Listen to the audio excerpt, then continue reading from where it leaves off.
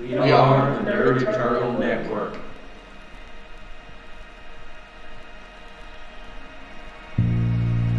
I know I'm not the one. Don't fake it, well, you don't belong to me. Hello and welcome. It's Tuesday night, so that means it's our Espergenesis game here on Dire Bear. I'm your GM for the evening, Jason, from over the Nerd Eternal Network. And joining me today, as usual, is Deca as Armanto. I was like, you got this. Armanto. Armanto. Okay. I got it right then. Yeah, you did. Eric as Adrian Steele. Zach as Francis. Hello. Anna as Jade. And hopefully joining us here in a little bit will be Patrick playing Hull. We're going to be short one player tonight, but we will persevere. Alright. Who remembers what happened last week? I don't. Cat got shot a lot. And then suspiciously, she's not here this week. Alright, let's see. Yeah, Deca was gone, and... Let's see, were we missing Hull last week, too? Yes. Okay. So we'll have to re-explain all this when he shows up. Alright. So to catch Deca up, we had... Let's see. I'm trying to remember where it was you actually started.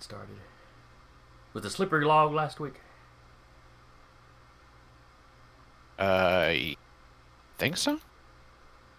Anyway, they were making their way through y'all were all making your way through the wilderness. You came to a ravine. Francis had a little trouble getting across a log. Some drones attacked. It was not a long, drawn out something. But everybody manages to get across without falling off.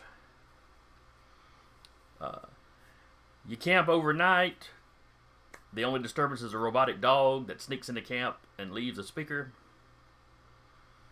You vacated before this, or removed the speaker before you had any chance to find out what it was, or what it was there for. It was just going to be the main villain, mocking you in the morning. But That's just evil. well, you had then. Sounds good, by the way. Ah, good. Back to chat only, so I don't hear my voice. Yeah, that is distracting. But anyway, you had made it to a clearing. The coordinates you were given, that you'd been tracking towards this whole time. And it was a fairly nice house, low tech by the standards, that you're used to. Though it did have power and mostly modern facilities inside, as well as a large building that he was apparently using to do taxidermy, and another side building that was like kind of his meat processing or whatever. Just he had the whole hunter thing going on. So they wind up splitting up, creeping onto the property. Well, he is basically invisible on the rooftop with his sniper rifle. And as it turns out, Kat was the only visible target the first round, so she caught 3 sniper rounds that first round. Oh, jeez. And then his squad of robotic dogs started attacking. But she basically barricaded herself inside the house for part of the fight. And, they took the dogs out, and while the hunter himself ran around loose for a little bit longer, they have taken him down. He is now laying there, barely stable, Okay. but conscious and talking, and he's giving you some information that you'd asked for, and he's just trying to talk you into not killing him. He's a Primarin, so killing him would not be permanent anyway.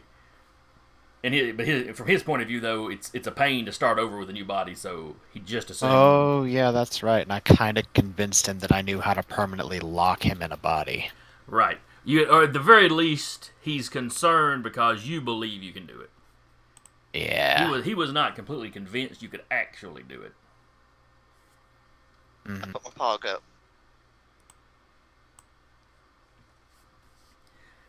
And let's see, you had raided his house, you had looted him. Oh, and the tragic, but fairly comedic. There was a minefield. If you're looking at the map in front of his house, that big open area where all the dead doggos are, he had that in mind. Well, Kat and Adrian managed to walk through it with never stepping on anything. The two fellows that you taken captive earlier, that had ambushed you, the cat guy and his blonde buddy, they were not so lucky. Oh no. Marrow made it through okay, but his blonde friend stepped on a mine. It was some sort of incinerator. You step on it and there's a jet of flame that comes up around you. It's not just explosive. Well, of course, he's set on fire, so he stops, drops, and rolls right onto another mine. He does this 4 times in a row. Holy I'm rolling shit. for him. He does that 4 times in a row and dies. Oh, wow. So Marrow he promptly went inside, as soon as he was given permission, went inside the guy's house and hit the wet bar. Is trying to deal with his potential PTSD the old-fashioned way. At least till y'all get off world. Valid. That's valid. And we basically wrapped up with them questioning and talking to the hunter. He had explained that he had no particular interest in going after you. He had basically been put up to it with the promise of a favor, which seems to be how the Primarine deal with each other. Is that they just kind of an exchange of favors. Favor for a favor. Yeah, he's not actually part of the clique, basically, that's pursuing you. He's like, I ain't really part of them. But he just this my enjoys character hunting. arc. Yeah, he just enjoys hunting. You guys seem like you might be a challenge. And, the promise of a favor. Oh, they had also discovered that as soon as he had arrived here, and he was a little embarrassed about this, but as soon as he had arrived here, the clique that had put him up to it were already here to take Danru. So this was supposed to be a contest that, if you were able to survive him and got here, beat him, basically, you'd have your friend. Well, yeah, your friend's not here. Mm-hmm. He didn't, he was a little embarrassed. He didn't figure it would matter because he figured he'd kill you before you got here. He's terribly sorry about that. Oh, I'm sure he is. He seemed fairly... His embarrassment about it at least seemed to be honest.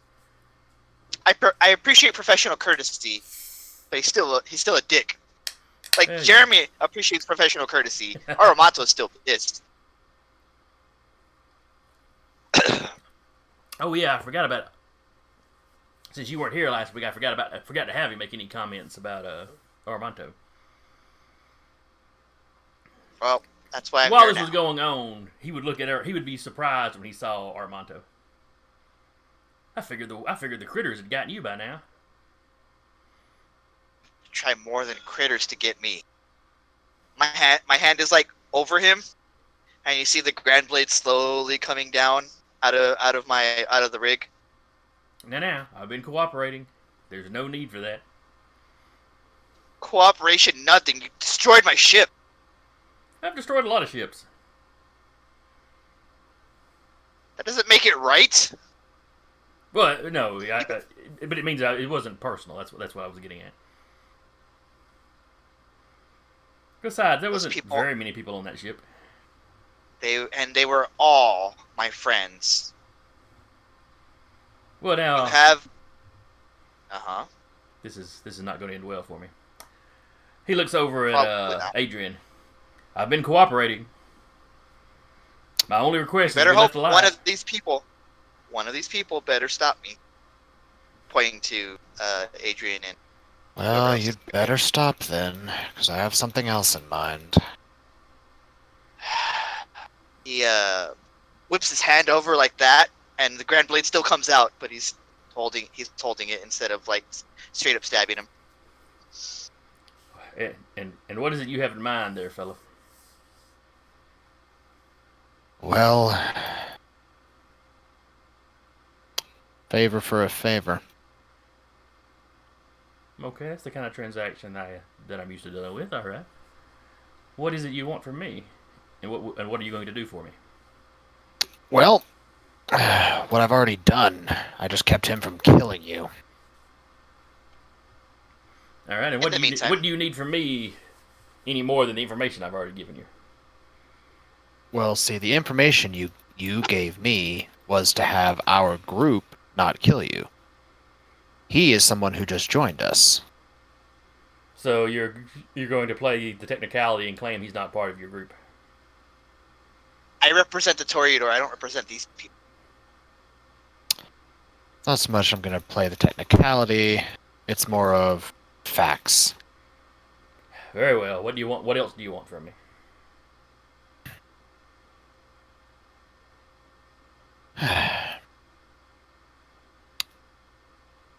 What happened to your people that you are dead set on hiding it?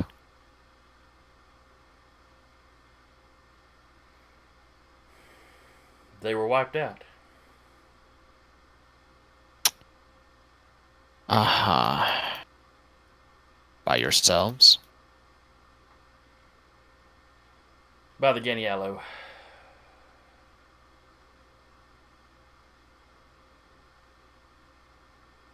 And who are they? Trying to think if you had... Oh, no, you had not done anything that would have let him know that you've met them. Yep. That's right. You've just been using the Ekajati language. Mm-hmm. I've only been using the Ekajati language. Their name translates as something along the lines of wise light. They appear as beings of pure energy. Hmm. Just as you all appear as beings of prismatic energy? We appear as prismatic light, yes. What's the difference between you, then? It is a similar... They can't physically, other than producing light, they can't physically interact with they cannot interact with the physical world at all. Hmm. Before they transcended, they had established, I guess you would call it robotic factories. They had left behind machines that could take orders from them. They could then build whatever they needed to. So they have great machines hidden in the black between stars that can, in empty solar systems, that can produce things they need when they want to meddle with mortal races. Mm. Would you happen to know where any of those are? No. We tend to destroy any of them that we come across. Even those that aren't part of the sect that's opposing you. Why? They're very zealous about hunting these things down. The rest of us, yeah, if we run across one, we'll take it out. We're not going to waste, all of our What started eternity. this feud between you two?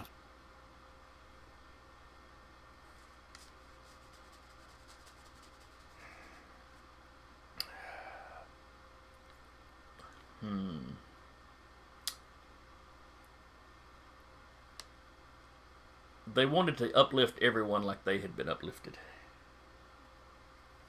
So they wanted everyone to ascend as they did, to become beings of energy. Mm-hmm. And, well, not everyone wants what they wanted. But So they thought they were so wise. And So he's getting visibly angry as he talks about this. Like, this is, it's like he was calm, but the more yeah. he's talking about it, it's like it's an old grudge, and he's getting himself worked up about it again. Yeah, this is why Adrian is poking that specific button. Because people that get emotional are more prone to start talking. Ah, finally, I found the guy's name. Turjo. Turjo? Turjo? Has that been his name the whole time, and we've just been calling him like Hunter or something? No, this is the head of the clique that's after you. I was Okay. trying to remember his name last week, and I was thinking it was Edis, but Edis was a planet y'all had been on.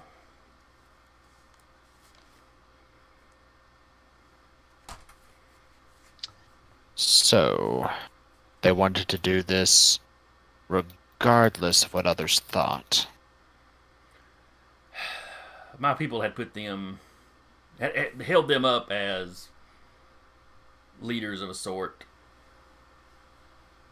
So they felt they had the authority to do it to us. Whether the majority of us agreed to it or not. Well, then how did you become energy? They attempted it. We attempted to stop them. So the process, whatever, and don't ask me the technical. I was not a scientist at the time. I don't know any of the technical details. But essentially, our attempt to stop it stopped it from functioning correctly. So in that form, we can't still interact with the physical world to some degree. I see.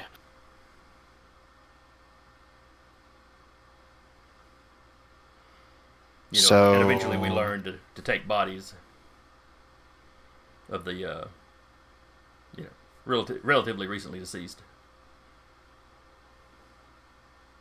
So why were they bothering with genetically uplifting people then?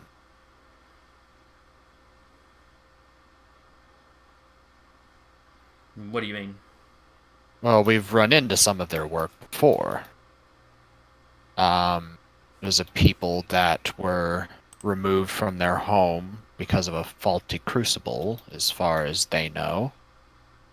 Well, they were primitive still, kind of at the time, and they were genetically modified to be able to survive on the planet that they were placed.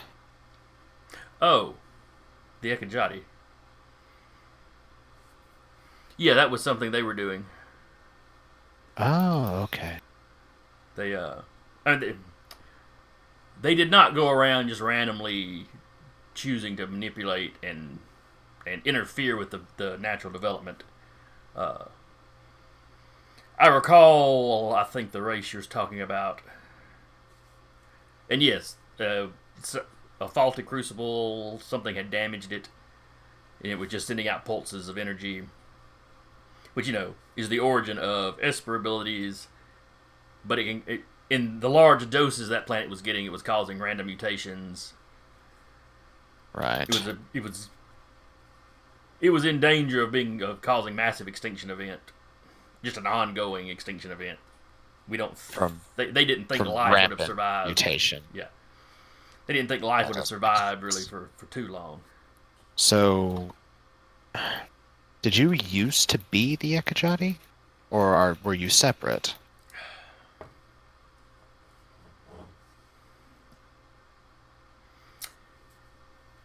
He seems hesitant to answer. I have your word that you will leave me alive. Yes, I already gave you that. Yeah. I mean, honestly, that your group won't kill me, that he won't kill me. No one will kill you. I will physically attempt to stop them myself if they try. Very well. Yeah. Attempt. The only other condition I put on this is, if you reveal that you know this to any other of the Primarin, you do not tell them who squealed. An additional condition onto that, then. We exchange contact information so I could speak with you in further detail on it if I have questions in the future. And before you say anything else about it, such a deal may potentially sway us to your side. Of your people, anyway. Because so far, all we have dealt with is Primorans such as you attempting to kill us. There haven't been any that have actually exchanged discourse like this. We don't tend to talk about ourselves. I assure And- you, there are plenty in the universe that have no interest in you. Over the years, the majority of us have taken to whatever pursuits interest us. I was a hunter even before what happened. Mm-hmm. Others, may enjoy pursuing science for its own sake, so they may move around, every few generations pop up as a research scientist here or there, or whatever their hobby is, whatever their interest was. Some run around doing humanitarian work. For some, their purpose in life is wine, women, and song. So, in a way, hedonism.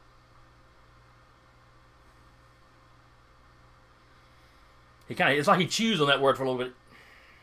I can't say that's inaccurate. Well, I mean, it's not everybody Just- does something that you would typically think of as hedonism, but it's, yeah.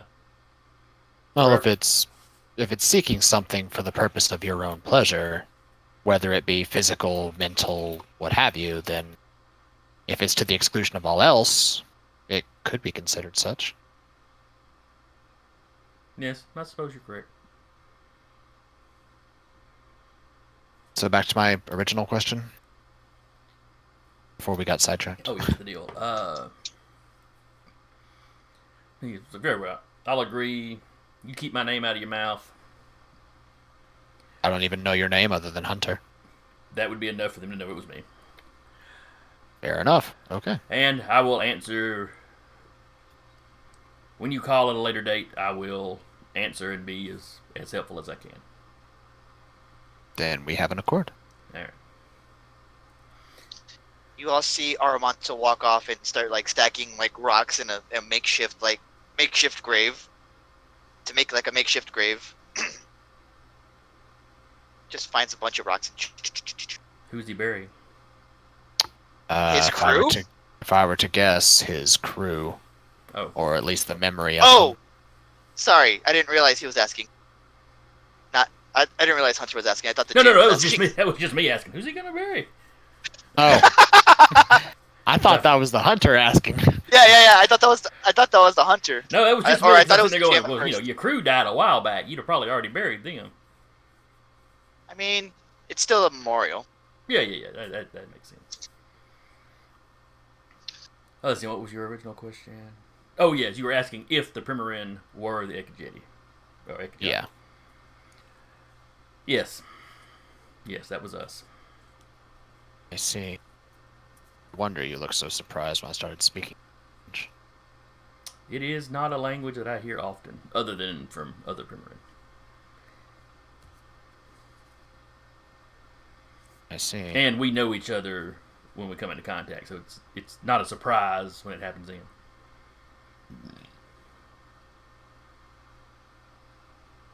Well, surprise. You have discovered a fair amount about us in a very short period of time. I'm not sure that has ever happened Yeah. before. Well, and thanks to you deciding to make a deal as opposed to outright trying to kill me after this, that information will be kept secret and just with me. Good. The last thing we need is people running around, poking around, trying to find us. Yeah, imagine. I mean, honestly, for me, the thing that most interests me is just new technology, all things considered. That's true. That's the only reason I've been doing this is because there's something new. I That's true. suppose you could call it my own hedonistic flaw. Yeah, I guess the current races haven't caught up with us yet. No, they have not by a long shot. So it's new and it's interesting, and I wanted to learn more. And then all of this started happening.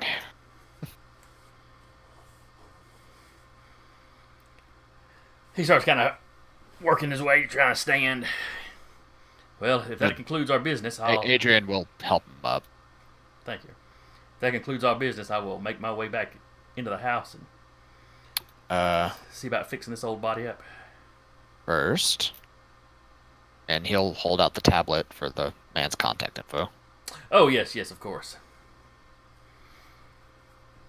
555-271.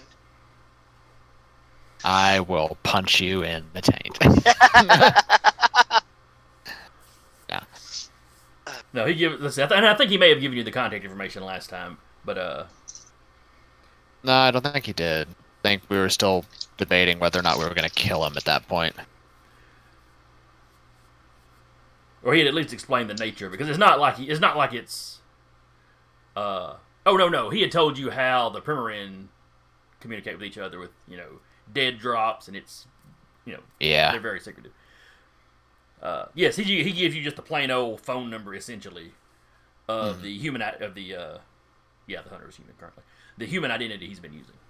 He has an identity in government databases and stuff. Mhm. So he gives you that with don't just call him up. It's a secure line kind of thing. Yeah. How you doing? The little curl on the telephone line. Good grief. What you thinking about? And now I'm picturing him laying on his stomach, kicking his feet behind him. Yeah. Yes. Yeah. Great, the party out hunted him, and now he's got a crush on them. All of them. All of them at once. What have we done? As you all turn around or whatever, Aramonto is like meditating, and you see his rig kind of glowing as he meditates.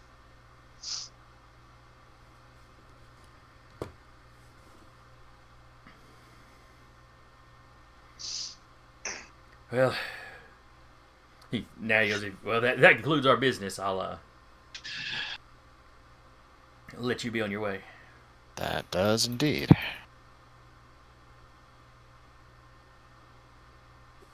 Francis gently grabs the hunter by his shoulder and just gets up very close.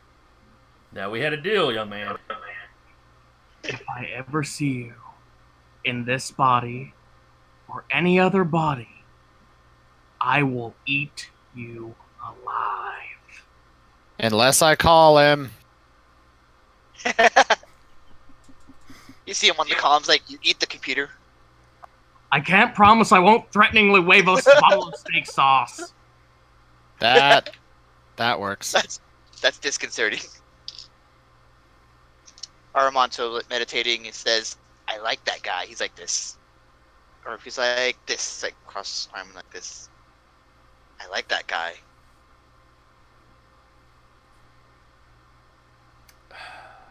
I will endeavor to make sure that we do not meet. To your health, then.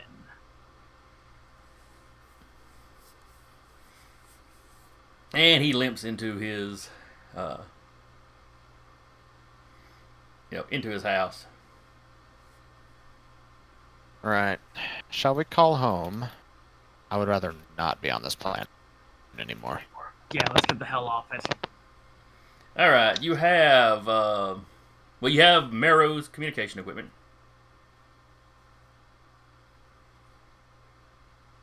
And your comms by themselves will probably reach orbit at least.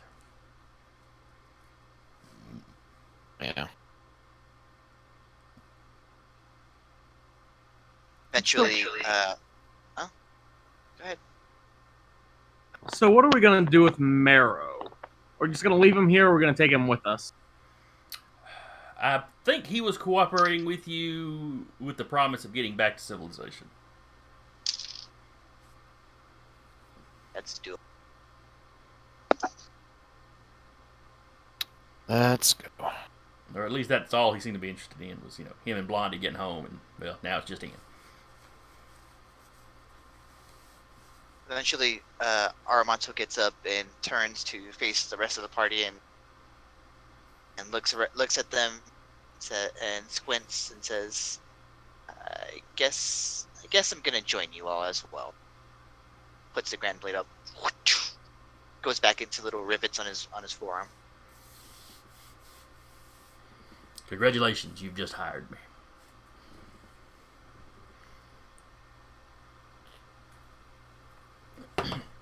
So you came to this planet or this moon looking for a sentinel, and you found one.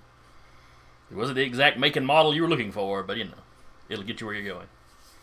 Aramanto has, in parentheses, officially joined the party. Ping.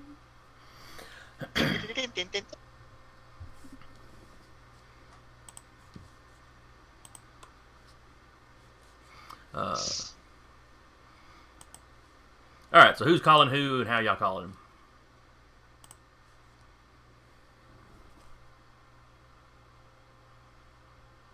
I suppose we should use Mero's equipment to call his ship to get him out of here, Okay. and then ring up Jim and have him pick him up. Have Jim pick us up. Yeah. All right. What was?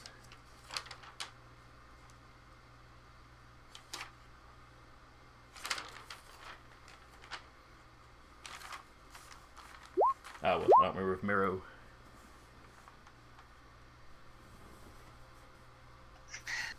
I don't remember if y'all had the name of Mero's ship or not, but you fire up his equipment.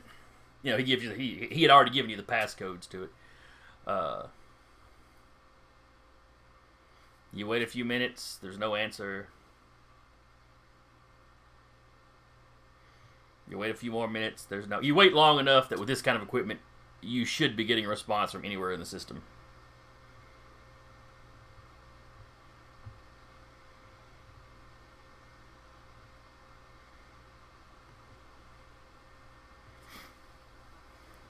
Mero is starting to look worried. I know he wouldn't have left us. We pay him too well for him to have left us. We Sounds should like what call happened with Jim. All right. And you can do that on y'all's comms, or you can redo the frequency on Mero's to. We'll use our comms. For whatever frequency the Roustabout uses. You fire up your comms, and there is a significant delay. But you do eventually get a staticky response. You can recognize Jim's voice.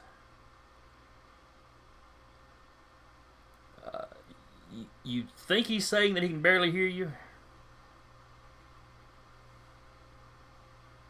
Hey Hunter, what's the Wi-Fi password? Oh, he's already walked into the house.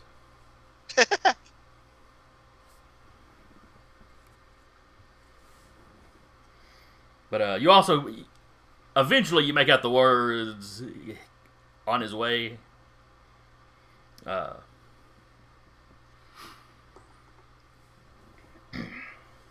as time passes, the signal starts coming in stronger. He tries you back, 10 minutes later or so.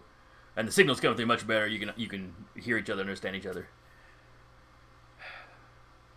Are you guys all right? Did you find Danru? No, we didn't find Dan, but did find a new friend. And we got a lead on where Dan actually is. So the guy was lying, and he wasn't even here. Half truth. Oh, that is. Let's just leave it at half truth. I hope A y'all. very convenient half-truth. Aramanto says, "Hello, my name is Aramanto." Oh, pleased to meet you. I'm Jim. Well, he doesn't wave. You're only getting audio. Oh, the comm signals. Yeah. Oh, I thought he was already landed. My bad. But okay. No, not yet. I might have my hand out like this, like a jackass. Jim sounds exhausted. You don't know you've ever heard the man sound this tired.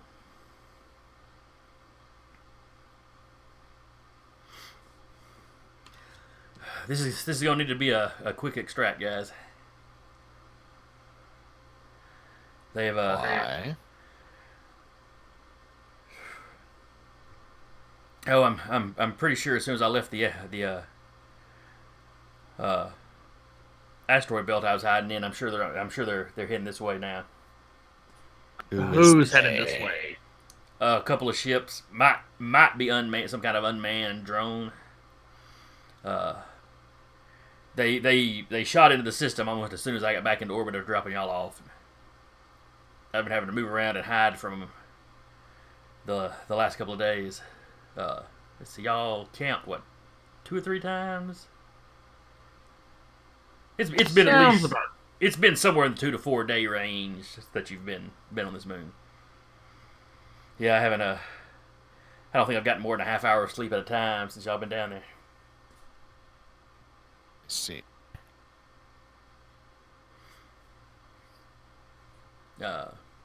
Eventually you see him coming down because he's pinged your comm, so he's got your coordinates.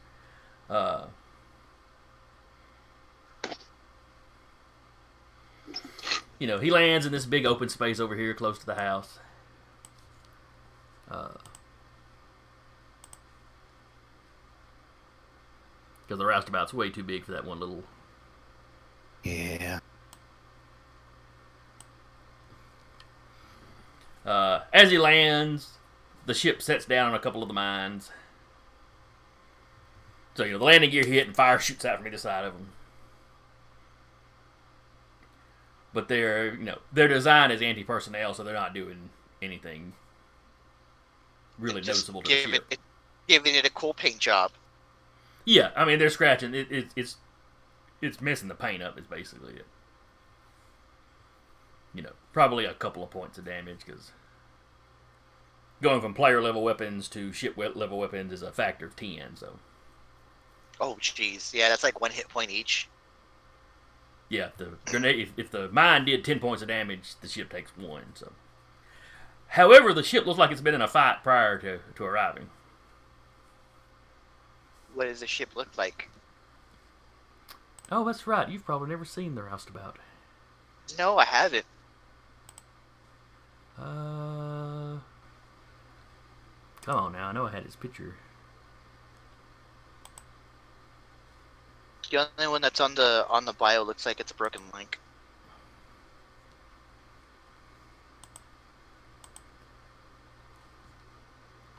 Let's see.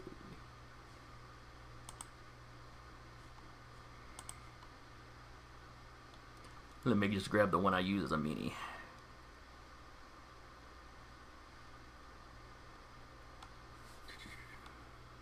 There we go. Alright, if you're looking on the farm map. Oh, jeez. Nice. And that's it. Yeah, probably more proportional like that because it's doing weird things trying to fit it into the grid. But Yeah. Looks or good. if you got your cam up and can see it, there's a miniature of it. Oh, wow, you have a mini of it. That's actually really cool. Oh yeah, we've also got official maps of it, which would be a good time for me to pimp that guy's side out. I got when the game started up, I got permission from a fella that runs zerohour.com. Yeah, zerohour.com. 0-hr.com. That sells poster maps up for ships with the miniatures for the ship. He did a board game with them, but I don't know if it's still in print or not. But you can still get the ships and the maps and all that. Or digital copies, Right. which is what I use on here. And, he was cool with me using the pictures of the ships and the maps of the ships. Aw, that's cool. Yeah, so I try to give out his address anytime one pops up. Anyway. So like I said, the roustabout lands. It has clearly been shot up. Jim comes down the gangplank. He does not step off the gangplank, as he is looking around at what caused the commotion when he landed. You just landed on some anti-personnel mines. It's fine. Oh, great. Like we didn't have enough repairs to do. I mean, we could probably just buff it out if we have to. he kind of looks up at some of the bigger shots where, the aft of the ship has clearly been shot many times. Well, a few times. Alright, if y'all are ready to go, we probably need to get on out of here. Yeah. Let me grab Morrow. Don't want to leave him here. I actually feel kind of bad about doing that. Who's Morrow? Oh, they got another guy. Hi. Oh, okay. That's. Hi, Aramanto. Nice Oh, to meet yeah, you. Jim. Jim shakes your hand. Yeah, pleased to meet you. How are you? How are you already here? Probably the same way you guys got here. He kidnapped a buddy of yours? Something like that. Oh. You see like the gears turning in Aramanto's head. So that's what happened to the Toreador. Okay. He walks in. He walks in without even being invited. Alright, so all of y'all load up. Morrow walks out. He's got a couple of things of whiskey or bourbon or something. In each hand. Hey, Jade, we got a new friend. Yeah. Here's drinks. Oh, I'd have brought more if I thought everybody else wanted some. Still can. So everybody loads up in the ship. You take off. Let's see. Who in the party could? Oh, that's right. Danru was the only guy in the party that could pilot. I have the ability to. But Jim wouldn't know that, so he wouldn't say anything to you about it.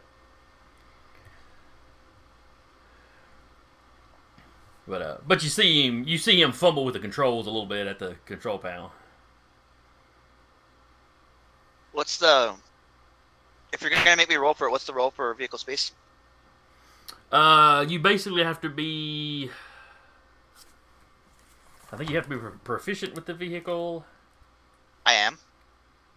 Well, I'm proficient with space vehicles. Yeah. And I think it's just Dex after that. Okay. Let me. Let Well, me, I'm asking just to make it, just to do it here on the. So I'm not just querying an attribute. I can put Dex. All right, let's see here. Am I adding anything to it because it's a nice ship? Because it's a what ship? Because it's a nice ship. All right, let's see here.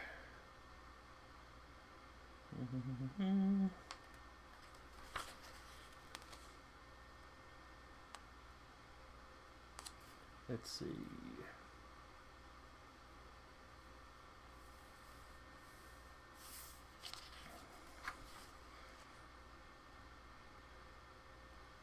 All right.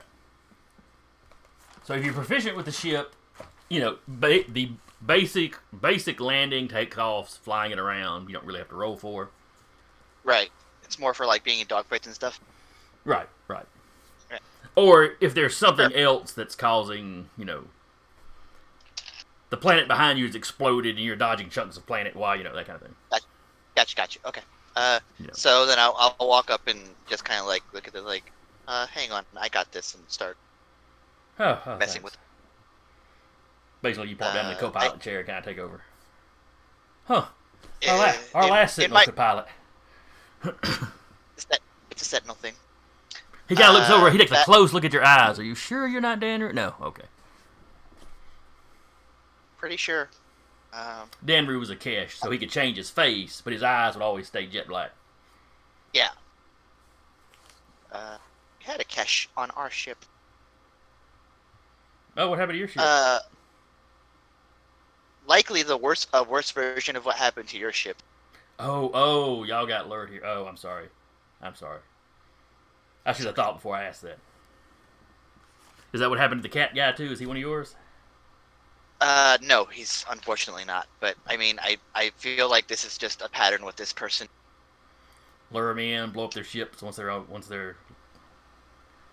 I hope y'all shot him several times. They wanted to kill him. But they didn't let me. You didn't? Hold on. Adrian- He gets up out of the chair. He leaves you flying. He walks back to where the rest of the crew is. You didn't kill this guy? I wanted to eat him, but Adrian made a deal, and I'm pretty sure Adrian could kick my ass if he had to. So there. You're not wrong considering the day. He looks over at Adrian. What kind of deal did you make with him? One where I learned a considerable amount of information and I now have a personal contact with their entire race. Okay, I guess that is substantial. I'd have slept better knowing he was dead, though. Yeah, me too.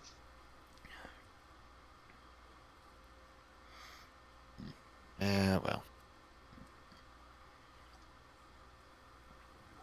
For his kind, death is just an inconvenience. God, oh, it yeah, would've he been is one of those satisfying. things, isn't he?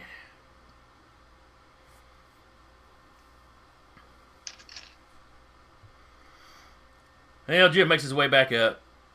As he's walking back into the, cockpit, he does tell you everybody probably needs to be in the battle stations, when we break orbit. All right, let's you ready to go? All right, so y'all are off Poof. into the black. I like eventually started explaining. I used to be a pretty good pilot before I was, but we had our own. But I just kept it just in case.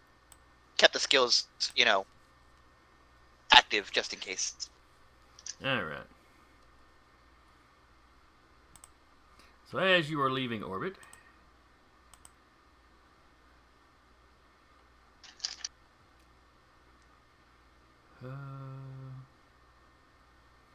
hang on just a second. I'm trying to. All right, somebody that's really familiar with Roll20. How do you make the auras around miniatures visible to everybody? No We idea. can do it on our end. We can do it on our end because you click on the mini and then you go into the options. Pretty much where the same place where the health bar is. You just set a radius. I have done that, and I can see it on my GM screen, but not on the screen I'm recording, which would be what y'all would see. Interesting. That's Is it someone? Is it a creature who is also on the GM layer? Because that might do it. All right, I found it. Oh, You gotta go into the advanced and check a box to let people see the auras. Okay. Gotcha. It's important only in that it makes them show up better on the map. Is why I'm doing That's it, so fair. everybody can tell. Yeah. Just think of it as your ship's sensors pinging enemies versus friendlies. Beep, beep, beep, beep. That, and since I'm using the same miniature, it makes them, I can say the red one or the orange one to identify. Gotcha. All right. As you're leaving, much as Jim predicted, as soon as you break orbit, you pick up on these two ships coming in.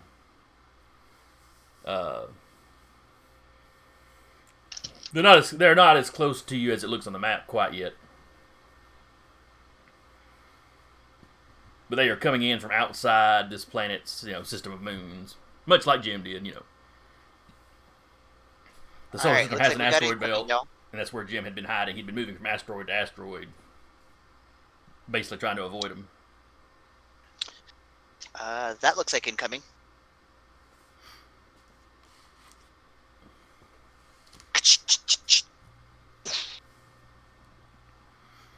All right. Are you going to try to just run? Are you going to engage? Are you going to try to communicate with them? What do you want to do? Oh, damn, that's actually me because I'm the pilot. Shit. Well, I imagine the entire party will voice their opinions. Sure. Adrian's offended running, honestly, after this. Yeah, as beat up as the Roustabout has been described as, I think making a run for it is the better better. taking a few shots to the rear. It's not about to blow up or anything. Yeah, it looks like I'm looking at the health bar. It doesn't look that bad. It's I'm still. Aramonto is also of the mind of fleeing right now because he's had a long couple of months. He just wants to go to some civilization. and keep in mind, Jim alright. flying the ship by himself couldn't fire back, so Yeah. this is not the kind of ship that you can really do it all yourself. All right. Let's take our time. Let's think about this logically. 2 ships, one of us. There's a bunch of us in here, and he keeps going on like that, on and on. Screw it. Let's go. All right.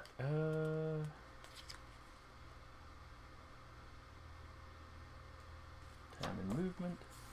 All right. Give me a piloting check for your initiative. Sure. It's just a vehicle roll. Yeah, it's. Hang on, let me find where. Make sure I get the. All right, piloting maneuver check.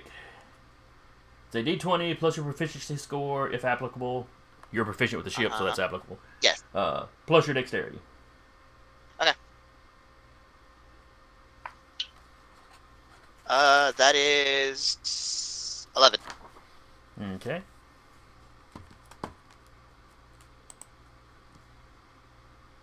Sorry, that's 10.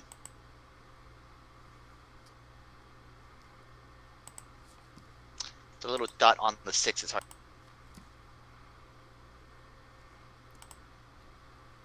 Clear.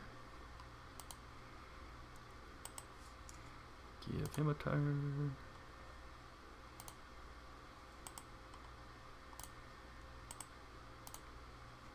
Just a second. Yeah, that's it. Alright, so they both get turns. And you said you had a 10, Yes. and they.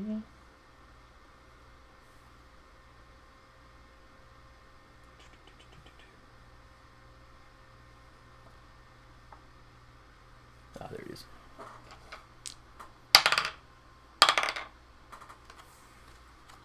A 7 and a 13.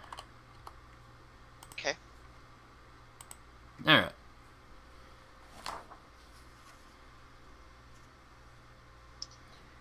And what you pick up on the sensors, these 2 ships are maybe a third the size of the Roustabout. They are not large.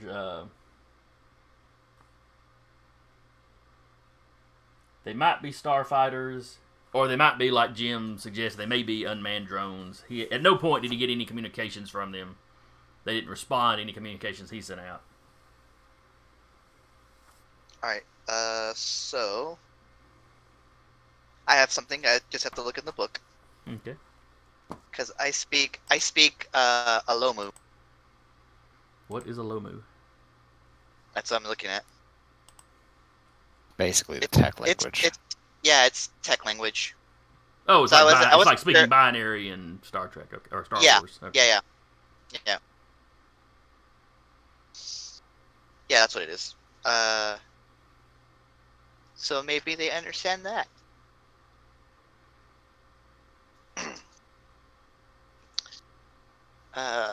So as we begin, I'll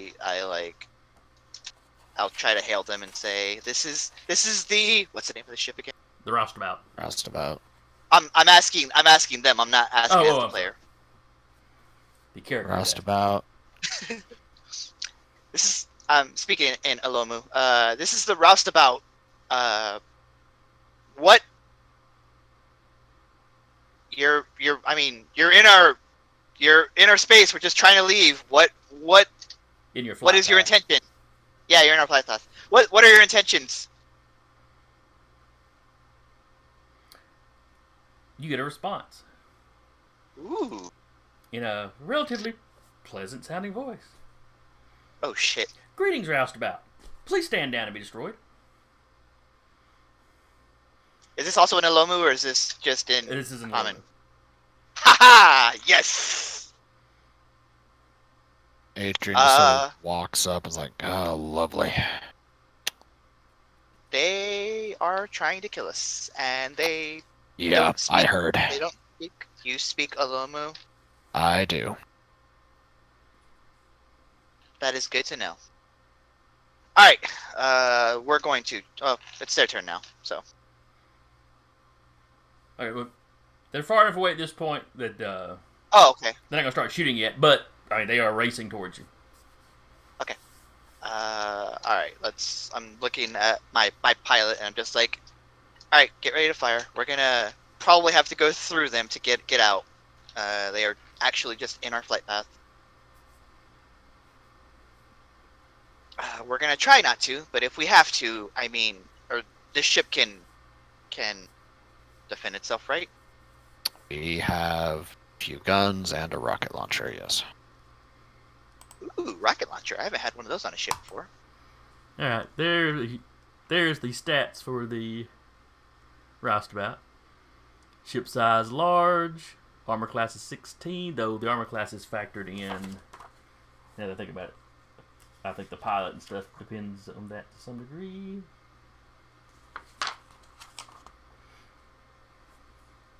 Is that the base armor class, and then my awesome +1 to dexterity helps, or I think the base may have been 15 plus somebody else's dexterity, or 14. Okay. I think it was 14, and Jim had like a +2, or Taylor's or Danru had a +2 or some such. is it the dex mod, or is it the vehicle mod?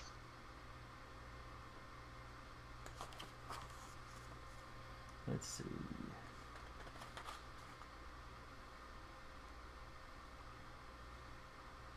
You know, it may be the maneuver defense that changed depending on who was piloting it. That may be what's going on. Okay, mine's a +4. Ship stats, AC. Armor class is modified by the pilot's dexterity. Damn it. Okay, it's a +1. So you've got a +1. So your armor class currently would probably be a 15 rather than a 16 then. So Okay. I want to say it had a +2 on it prior. I think the 16 was from Danru. Yeah. Yeah, because he tended to pilot in combat. Yeah. Although I think once we hit next level and we get a feat, Cat was planning on picking up the pilot feat. Become Well, our now you pilot. know. Well, now you know I know how to fly. But Yep. I But think it Cat never would be hurts the to better- have backups. Sure. So how would that work in the case of having like a co-pilot that's also a PC? Let's see.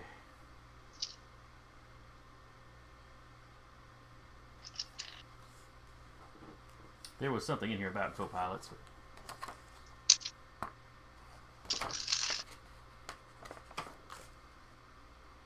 But I ain't got time to find it right now. That's fair. Make it up. And I'm here. Oh, Hello. Hull's here. Hey, welcome. We're about to get shot. We're entering ship combat. We are in a good news, bad news scenario.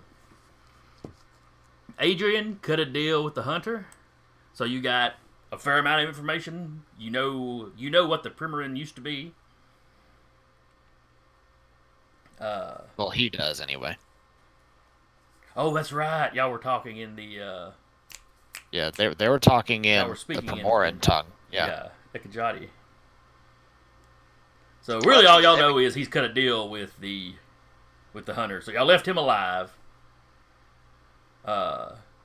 You called down Riley. Oh, that's right. Patrick, you missed last week, didn't you? Yes. Okay. Oh. You had gotten to the hunter's residence. There was an ambush, a big fight. Cat got shot by a sniper rifle 3 times in the first round. Because everybody else had either not stepped out yet or were coming out from another angle you couldn't see. Anyway, Oh, big fight with him and a bunch of robo-dogs. Dogs went down pretty quick. It turns out when dogs fight alligator people win. Especially when they have lightsabers. That's true. Hunter got shot up pretty good, but you took him alive. He cut a deal for you to spare him. You know, being a Primarin, death is an inconvenience for him, not the end. But he talked like it's a chore to break in a new body. He'd rather avoid that. What kind of deal can we cut? So they got some information out of him. And an additional deal was made that if any of the Primarin find out what you know, you keep his name out of your mouth. You don't let nobody know he's the one that lets you in on the secrets. And to pay for that one, basically he had to give you his personal contact information, and Adrian can call him up to quiz him at a future date if he wants to. Neat. And also, did we level up last game? Yes. Alright, I'll have them mod to my character sheet. That's where it's level, correct? Let's see, what else was it? Made a deal with him. Jim came down. The Roustabout had looked like had been in a fight. It turns out as soon as he left orbit after dropping y'all off, some sort of fighter ships, drones, something came in and started attacking him. So he spent the last 3 or 4 days, dodging around these moons, hiding in the asteroid belt, trying to avoid them. So he shows up exhausted because he's gotten very little sleep during all this. Luckily, your new Sentinel buddy can pilot, so he is currently piloting. As soon as you break orbit out of the moon, you're being approached by these 2 ships. They never responded to Jim talking to them. When Aramanto speaks to them in the language of machines, they respond very cheerfully. Greetings, Roustabout. Please stand down and be destroyed.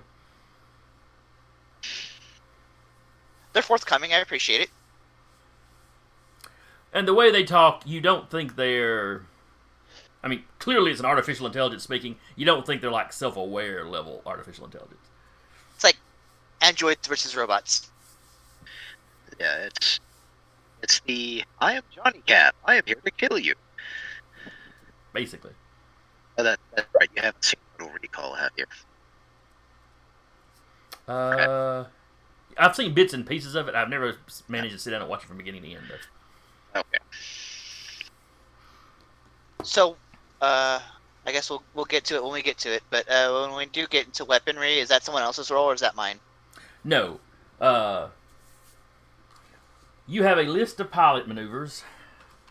Which I will look at. It's on the thing. I'll pick it up. Oh yeah, in the book it'd be page 192. Yeah. It's written here.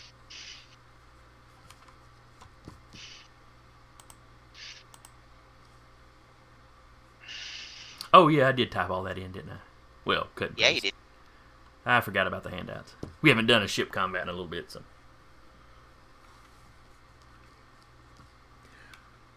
All right. So you were manning. You're the pilot. Generally, Francis and Jade and Kat, when she's here, will man the guns and/or missile launchers, and then the. That was me rolling my health, by the way. Oh, okay.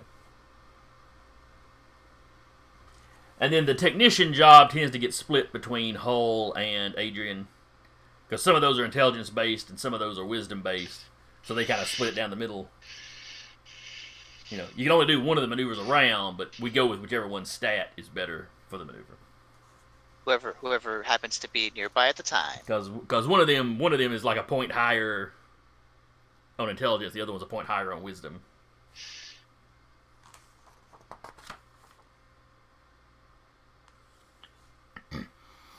All right, so you spend a couple of rounds basically racing towards each other. Okay. So as far as combat, we'll start up with y'all in the kind of the positions you are here.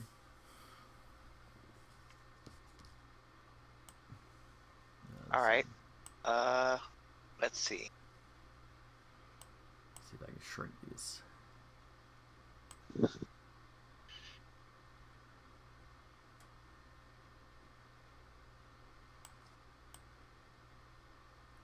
it's not showing on camera too much. All right. But you guys should still be able to see it when you need to. All right, so top of the order as you approach. Your best guess so far is these things seem to be just a little bit faster than the Roustabout. But of course, you can take them, So I do make some maneuvers and so forth. So I can do. I was gonna say. That was gonna be the idea. So I can do an evasive action, and they can still fire. Right. Yeah. Okay. Cool. All right. Then that's what I'll do. I will take an evasive action. All right. Now Choosing those ships. the way it works in this, let's see. What is the save DC? Is it 10 plus my piloting? 8 plus your proficiency bonus, plus your dex. What's my dex? 8 proficiency. 1, 2, 3, 8, 9, 10, It's 11. just like a spell save in 5th edition. Right. 13. All right. I'm sorry, 12. Yeah, 12. All right. So they go first. And you said you were doing which? You were going to do the evasive? Yeah, I would say I was doing evasive action as I'm coming in. Okay. As we like approach. So each target. Dex save. Okay. So you have that's basically that would be last round as you were prepping for. Yes. So starting up, the 13 was red, I believe. So he's got a move of 6. So 1, 2, 3, 4, 5, 6. He's going to take his dexterity save to try to overcome your evasive maneuvers.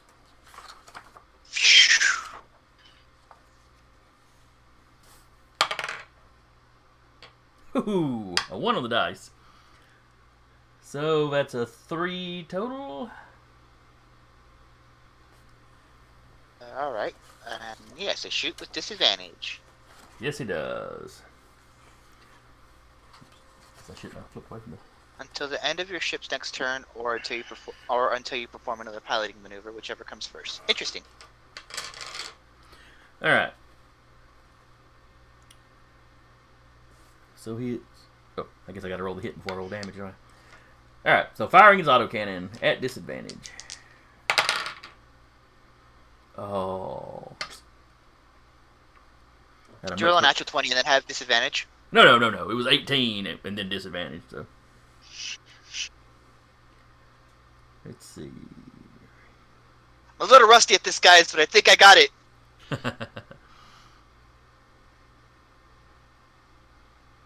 Oh, and it would be long range, which Is that disadvantage anyway? either that or it's some kind of minus.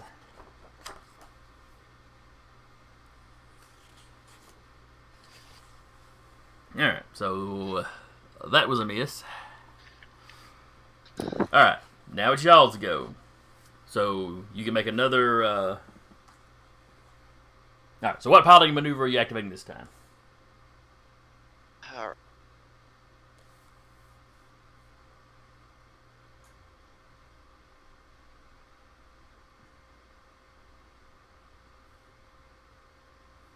Okay. Then I will say whichever one of you is doing the technician work back there, better be on standby. I'm gonna dogfight this one in front of us. Okay. I'm gonna make my movement, or I'll take the movement, and then I'll do the dogfight maneuver. Okay.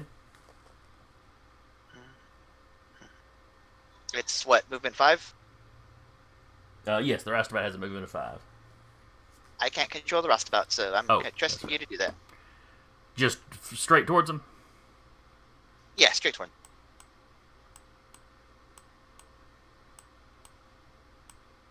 And that is a piloting maneuver check versus the maneuver defense of the target ship. So it would obviously be the ship in range. Okay. And his maneuver defense I rolled a natural 20. So that's a 24 total. Yeah, that definitely beats him. All right, what does the dogfight give? Gives our attacks. It's like a reckless swing, but Okay, gotcha. the technician can spend a bonus action to raise the shields or with Enhance an intelligence save.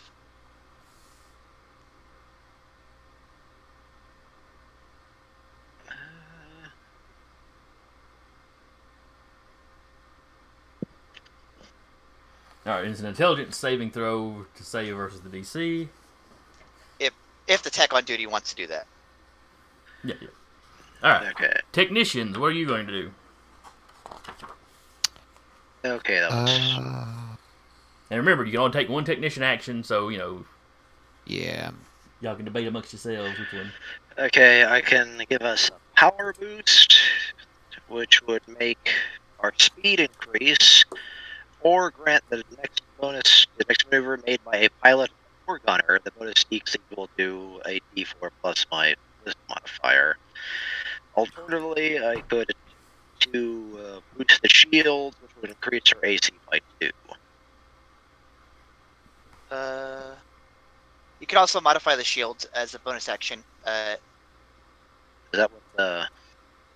Well, that's part of the dogfight. You can make a bonus action to make an intelligence save versus. Okay, if versus, it's an intelligence save, Adrian, you're up. Okay. But I feel like whoever's on tech duties probably do both the action and the bonus action. Well, that's a bonus action, so correct. You'll still still have a get main one of action. your technical maneuvers. Okay. So we get this one for free since you did the dogfight. Gotcha. Right, that's part of the Yes. dogfight. Mostly Alright. free, yeah. Takes your bonus action. Figure I can boost the shields. You have to beat a 12. You have to beat a 12. No, this is Now, the shield boost is a DC 14. Wisdom No, check mechanics. this is a technician maneuver. Yeah. Oh, okay, never mind. You're jacking the all AC this- up a little bit. Okay, Yeah. okay. And then Sorry. Adrian will have to, I think, roll for the other one. Yeah. Yeah. All right, so give us a roll there, Patrick. Yeah, there it is. And it's just a base wisdom, I believe. Yeah.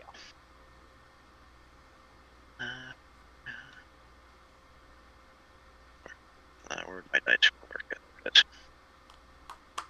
Okay. There you go. 18. All right, so y'all have a +2 to your AC. Woo! So your AC is currently... It's like a 17? 16. No, wait. That's a +2, +2. Base Yeah, 14. 17. Base 14 plus 1, yeah. All right. Now, Adrian, if you wanted to fiddle with the shield... It's an intelligence save versus my Yeah, DC. and what this does is the dogfight gives your gunners advantage on their attacks, but the other guys get advantage on you. With an intelligence check, Okay. if you succeed, you stop them from getting that advantage. Yeah, that would work. And since it's a And bonus that's action, also- you can do it in yeah. addition to what Patrick did. Okay. DC is 12, so it's not like the biggest. It's the advantage of not having a very high pilot DC. Well, he's got to make that versus... He's making that versus you or versus them? It's versus me. Oh, okay. Because the idea is, I guess the idea is like I'm the one moving the ship, so he has to combat that. Okay. And it's an intelligence save. Okie. And that's just the bonus action to when they attack? That's the bonus. Yeah, It's your all it bonus does- action for the round. Oh, okay. So you can do that, So- and y'all can still do y'all's technician move. Okay, so I'll go ahead and do that, and then you said Hull already did something? Yeah, Hull boosted the shield, so you've got a plus to your AC. Oh, okay. My brain is mush. Alrighty, You had a rough day, I so... understand. Yeah. Had a So... bad day. And we don't do quite enough ship combat for us to all just really be on point with it. So... 17? And you needed beat it. 12, I believe. So, yes.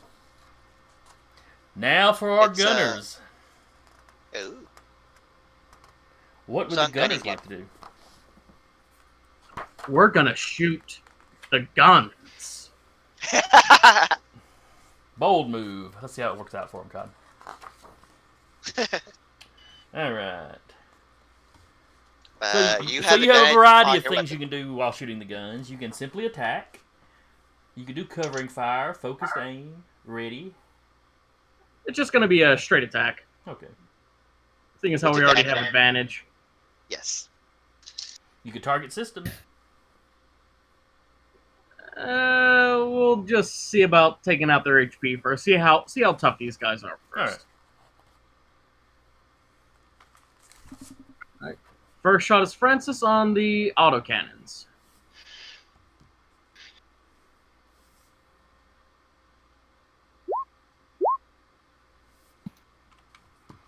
That's unfortunate. That is pretty rather unfortunate. Let's see. And you said you just wanted to attack too, Anna? Yeah. Okay.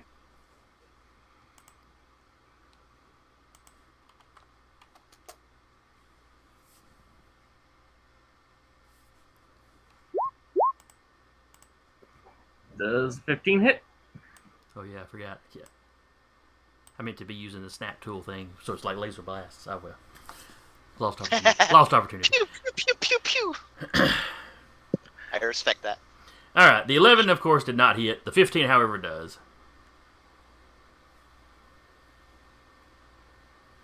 Is that also the autocannon, or is that something else? Yeah, is Jade manning the other autocannon, or is Jade manning the missile? Yeah, which you shooting? Missiles or autocannons?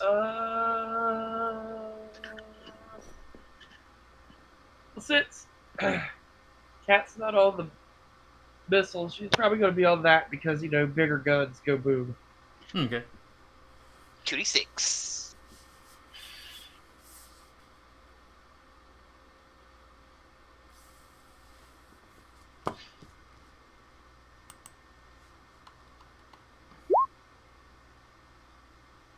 That was D4s. That was D4s you rolled. Oh. I mean, I'm fine with it. If you want to just go with that number. Do not nerf yourself, please. Actually, enough, you rolled the same. At least, oh wait, no, okay, I see that. No, it's the same on one of the die. Yeah. All right. I should probably look over at how many whole points they've actually got.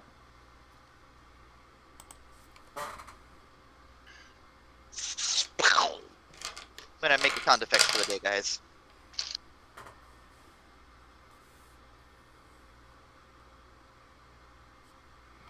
All right.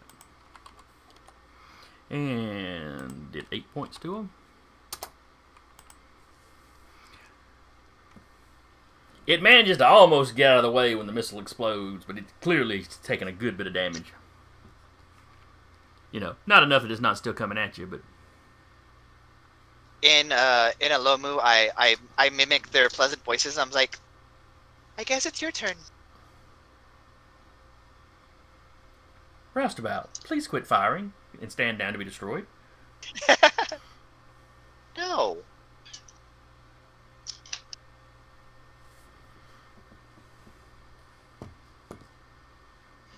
I look back and say, well, they said please, but I'm not about this.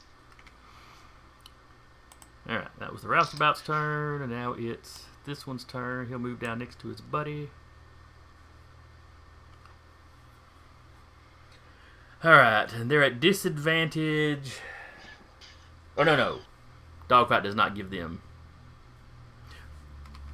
That's right. Dogfight would have given them advantage, but we beat that. We beat Yeah, the the shield. technician, one of the technicians, took care of that little problem. Yes. All right, so it's just going to flat out attack him. Okay.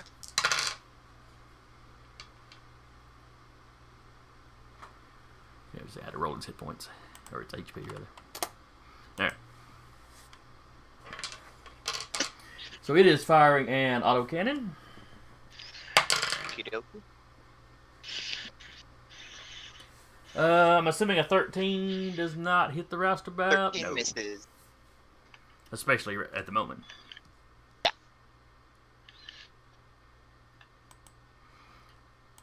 Top of the order is red.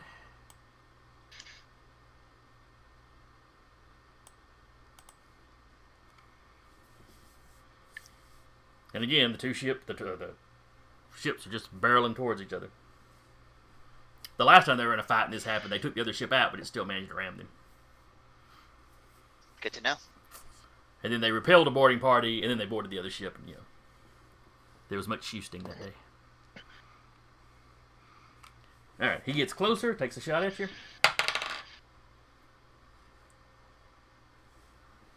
Gets a... Let's see...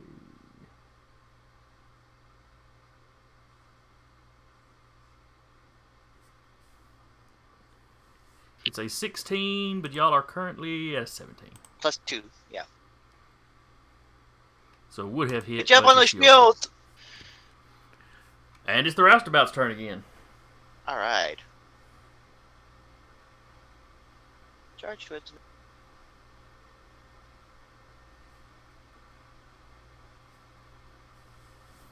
I don't have 10 units to move. What do you mean? It says, for the attack run, it says you must move a minimum of 10 units. But as I recall, I only have 5 movement. I mean, I guess I can... Is there a dash I can do with the ship? Let's see. You move your ship directly towards an enemy ship you choose within range.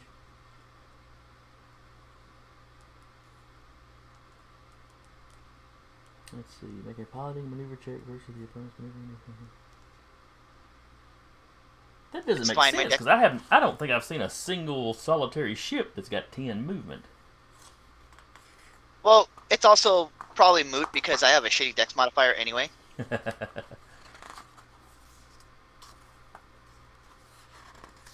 I was assuming that the movement was kind of a directly one-to-one translation, or on the map.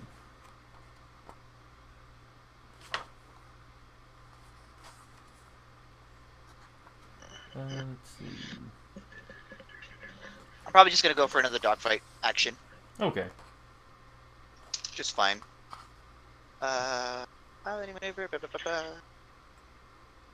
That is a 17. Yeah, for the moment, I'm going to assume that 10 is a misprint because ships don't get that Does it fast. say that in the book too? Yeah. That's weird. I rolled a 17 on my dogfight.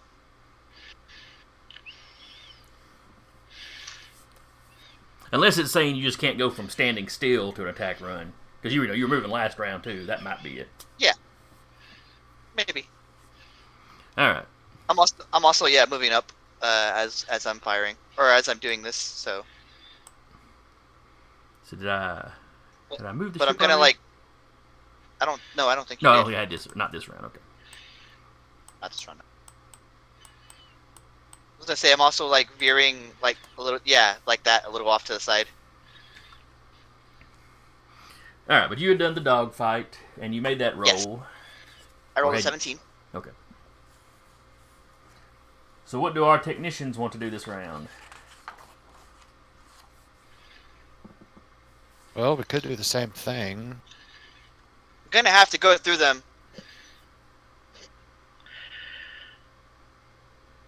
They seem bent on our destruction. They are merely following orders. Because I don't know Android that. Hell is real and they will go there if they disobey. I don't know that. Android heaven. What was that, Patrick? You broke up. Oh, I was making a Crichton quote. I thought that's what I had done. All right, Patrick. Alright, if we're going at them, Adrian, I recommend you do a pinpoint targeting. Yeah, I can do that. Points. Intelligence computers. Actually, how far away are they right now? The red one is We're pretty damn close. It's like 2 1, movement. 2, 3, 4. More like 5. I'm counting the center squares as kind of where you are. Okay. I just didn't want to make you all that small. Alrighty. How about Hull, you do something, because what I'm gonna try to do is activate Black Hat and see if I can hack one of them. Oh boy. What is the range on Black Hat? Black Hat is a self buff. Doesn't have a range. Okay, because in ship distances, keep in mind that a square in ship combat is not, isn't 5 feet. Yeah. Basically, I'm saying is I'm going to use Black Hat as sort of a buff, so to speak, to use the Roustabout's electronic warfare suite, kind of. That makes sense. Basically, hacking with the ship, but using Black Hat to bypass defenses.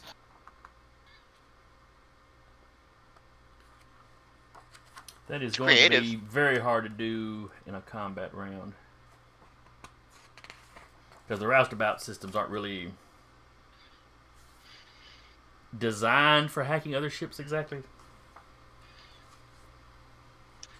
Well, it's partially why I Black Hatted. Alright. Yeah. I'm just warning you the DC will be rather high to attempt it. Yeah. Let's say that's also the point of Black Hat. It gives me advantage on those things. Okay. So yeah, high DC, totally gonna own that, but also advantage on it. So potential success. Alright. In that case, Patrick, you're up on the technical side of things. Okay.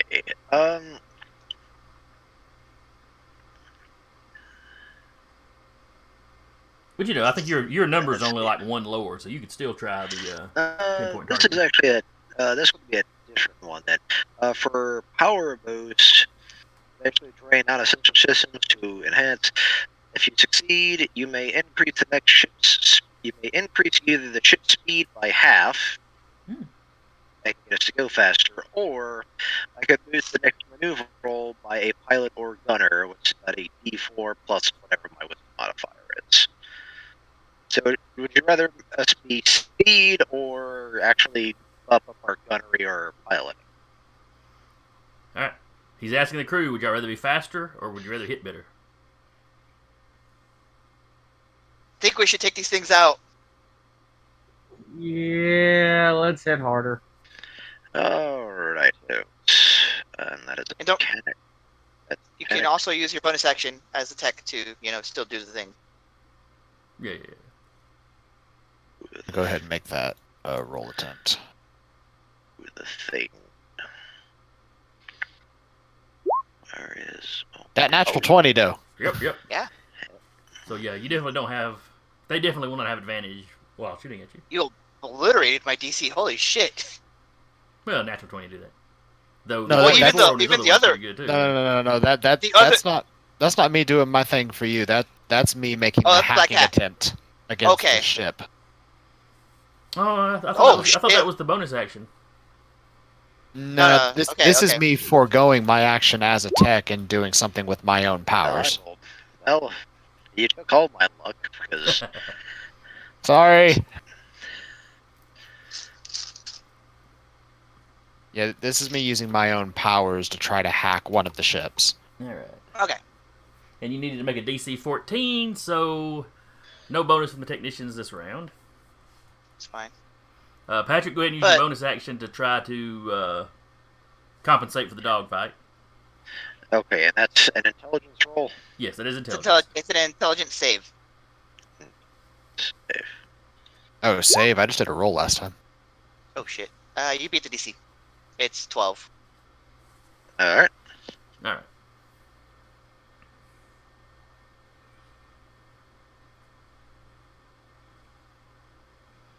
Now, let's see. Pilots. Oh, not pilots. Gunners. Hi.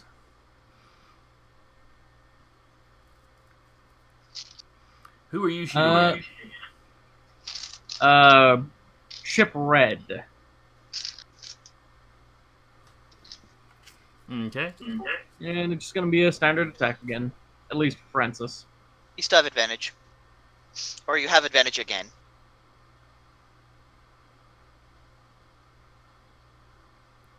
Nice. Woo! Well, you had advantage, so you take the crit. Yeah. So roll that damage twice. The first shot was me calibrating the guns. I swear. Well, I know. I tell you that you wouldn't roll it twice. You should be able to just click on it. Oh wait, no, we don't have the weapons programmed in. It's 2d8.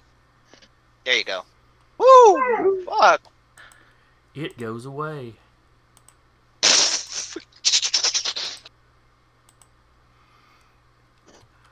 Save me, robot Jesus. It explodes someone- spectacularly. Over the comms, you hear the other one. You hear the other pro or the other drone.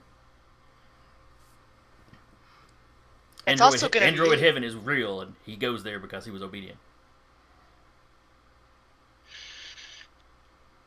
Well, I suppose you will join them. All right, Jade. I'm going to assume you're firing at gold, which is really supposed to be orange. I guess it's It's Kinda. probably the lighting. probably the opacity. All right. I know I didn't say that. Was Adrian able to take over the other drone? No, he took over the red one. Good job, Zach. Oh shit. Don't worry though; he will have gotten some useful information out of that. I will not let that crit go to waste. Okay. I'm sorry, Adrian.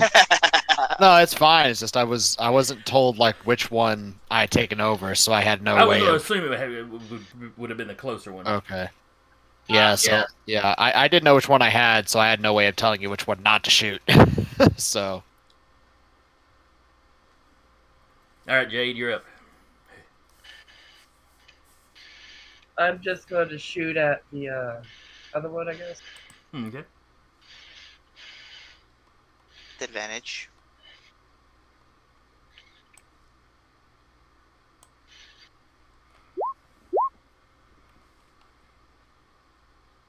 All right, 18's a good solid hit.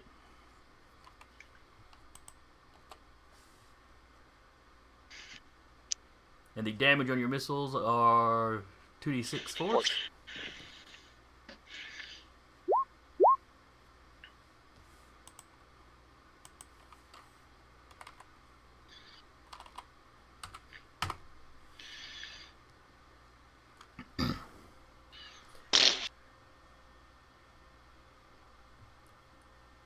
A huge section of its outside hull is gone now.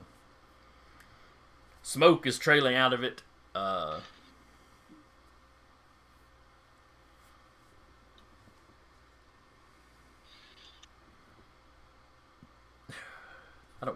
don't know. It's space. I don't know if you really see flame or not. There's a little android floating in space. No, at this point, you're pretty sure these things are drones. That there's not really like a physical robot, in there. The whole thing is kind of a. So let's see. On its turn, it kind of limps forward.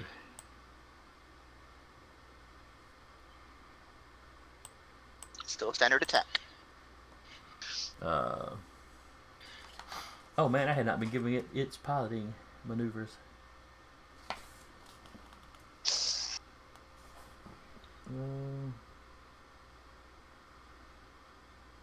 So I've been giving Sarah a play-by-play of what's been going on because she's missing it. My thing is crit succeeded to hack it on a drone fighter. Didn't control which one it was, so Francis crit hit it and blew it up. But I'm still getting info after the fight. She goes, "Oh, of course he crit hit it afterwards because you have too many toys." I'm like, maybe. Alright. I was amused because I have those 2 drones still from the planet. You've got the doggo too. Yeah, but I haven't activated it or attempted to do anything with it yet. No. That's you. So- you're so probably I'm going to not need some counting special the dog. facilities to really. Yeah, I'm not counting the dog right now. Adrian's not going to be happy until we have to buy a separate ship for all of his pets. I mean, you wait. Some point by the end of the game, I'm gonna have my own battleship just full of like robots and drones and stuff. Until then, though, Yeah. he's taking the side cargo compartment, and that will be the barn. Yeah, pretty much. Just give me a minute. I'll give you some. Didn't we essentially have like a robot wars kind of? No, we basically had battle bots periodically over the course of the campaign. Yeah, except now I've got like a murder dog and 2 flying human-sized murder drones. So All right, it's going to attempt pinpoint targeting.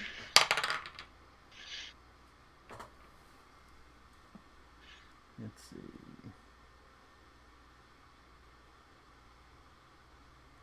And your maneuver defense is. Is it just my save? Yeah, that's the DC. The 8 plus your proficiency Okay. plus your dex. 12. Oh, that's right. Okay, so he definitely got that. So if he succeeds with his attack roll, he gets to add to the damage. Okay. So he gets a crit on the attack roll. Oh boy. Rates for impact! Alright, so his damage from his weapon is generally a d6 because it is an autocannon. So that makes it 2d6 essentially for this. Plus 2.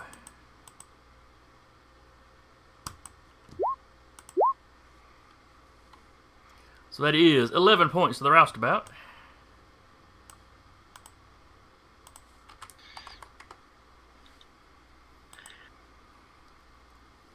Ow! Old health bar is looking a little rougher now.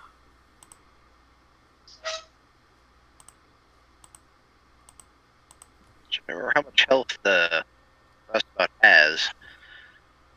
Oh, I see the health bar now. Yeah. I just had to drag the screen. It was a little banged up when y'all got on board. It already had some damage. As of the beginning of this fight, y'all had like 24 whole points left. Out of like 32 or so that it has. Something out, so, tells you know. me I'm gonna try jury rig.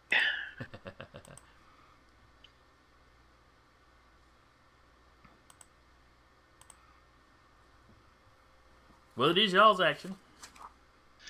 My technician will be to jury rig, or I will try to heal the ship. Okay. I'm gonna go for one more dogfight. Okay. Uh, Yeah, it doesn't really matter which order y'all roll these in. mine's an 11. And you see, what did you need for dogfight? I think he has to roll against it. And I've been Oh. rolling ass today. The maneuver defense. All right, he got an 18 on his check versus your maneuver defense. Then that's fine. Then I don't get it, but I mean it's still standard attacks. Yeah. Let me get some water real quick. So he would still get his advantage if somebody doesn't, undo that. All right, jury rig, Right. you need a DC 14. Don't worry about it too much, Patrick. Y'all are in, still in pretty decent shape, and he's in terrible, terrible, terrible shape. I'm certain, absolutely certain, Francis and Jade won't both miss this round. Knocking on wood for you. No, I was trying to jinx him. It'll be all right. I know. I'm undoing the jinx. And then I guess Adrian can do the bonus action thing to. Wait, does the disadvantage from dogfight come about regardless of whether or not you succeed? I don't know. It says, however, while the effect of the maneuver is active, I don't think the. Okay, we'll say it doesn't. Though personally, I think it probably should. But it's not worded that way necessarily. The effect isn't active. Alright, so that was that. So, Gunners. You're getting no help from the rest of the crew this round. Francis is just gonna hold down the trigger. Spray and pray. Tried and true methodology. That's how I played paintball. Alright, a 15's a hit.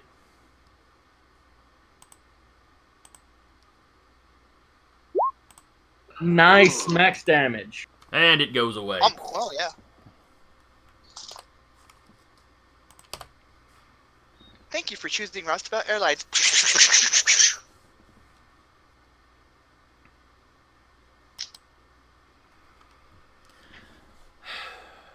My one regret is telling 2.0 that I love them.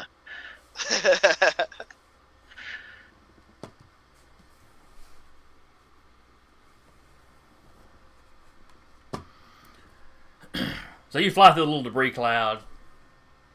You know, you just hear pinks off your windshield. well, Everybody takes a deep breath. And then Jim goes, great. You've got this. I'm going to bed. good night, Jim. You earned your rest. Thank you for keeping the ship safe. Better than the Toreador. Well, I'm sure your pilot tried to. Sure he did. His name was Verker. He was a dentist. For a So he second, I was a thought you said a dentist? dentist. And I was like, and he just a pilot on the side? What the? I'm about to say, my Dent- brain is unfortunately skewed in that direction because I work in a dental lab, so I heard dentist and I went, what? Nice. Pathkin dentist. But, so Jim stumbles back to the holding cell / his room.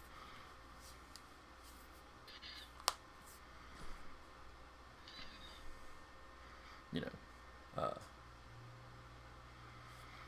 shuts the door behind him. Probably shouldn't be disturbed for 24 hours.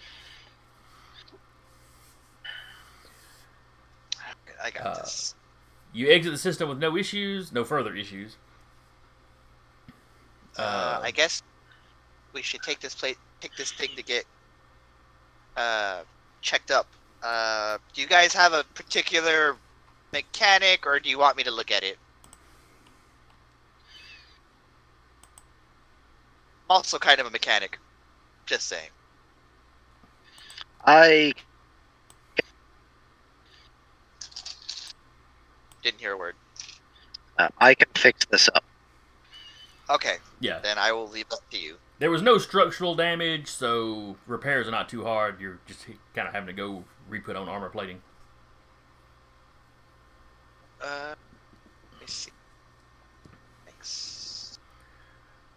Oh, my mechanics is wisdom. Nice.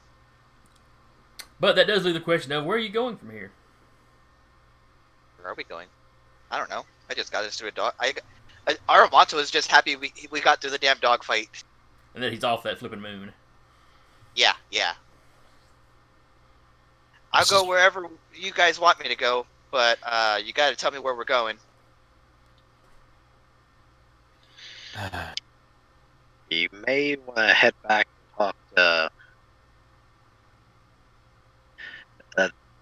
our somewhat employer, and I forgot his name. Achille Vasher. Hilly.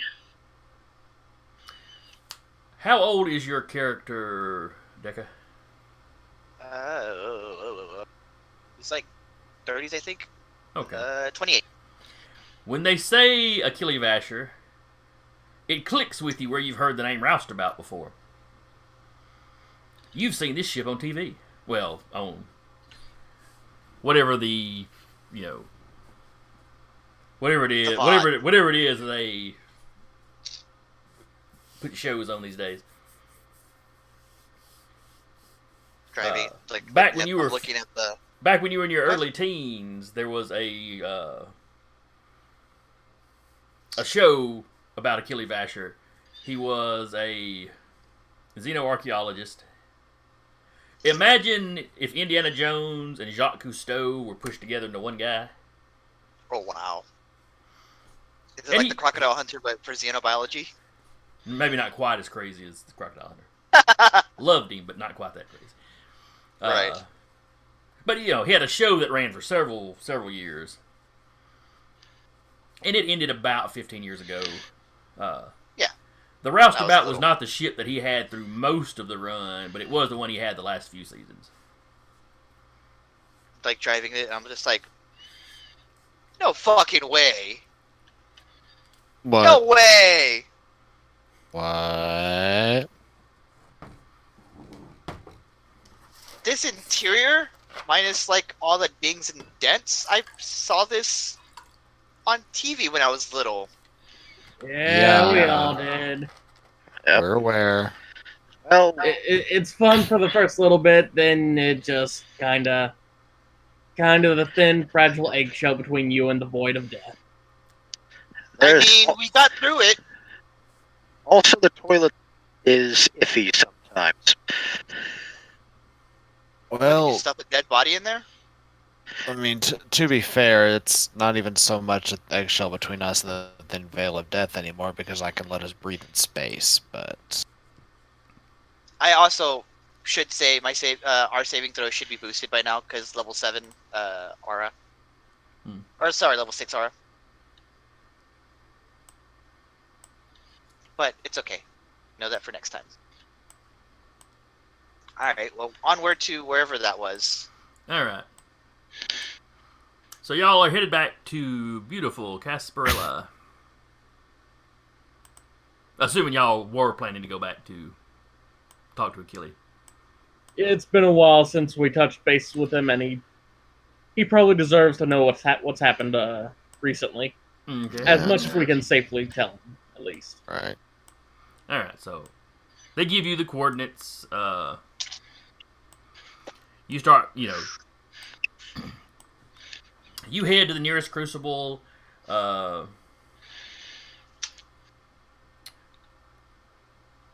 Which it has a station around it, so you could stop there for repairs if you wanted to, for full repairs if you wanted to. Right. Doing that in a dock is a little easier from the character's point of view than having Patrick do it on the fly while y'all are hidden. Right. We could probably stop there for a bit and do some repairs. It's up to you guys. I'm just piloting the ship. You guys are, Which one of you is the captain? None of us, really. I mean, it was Hull, I guess, but he's, Danner. You can't be captain. You mean You Dan? cannot be captain. Yes, Danner. God damn it. Twice in as many games as I've done that. And right before Danner disappeared, it's like he was kind of grooming Kat, to take over. But she didn't seem thrilled about it though. Basically, He just Dan wanted really was the another adult of adult. the group. So he you kinda need looked at- another adult. He kind of You looked need at another Kat adult. as the next closest to an adult.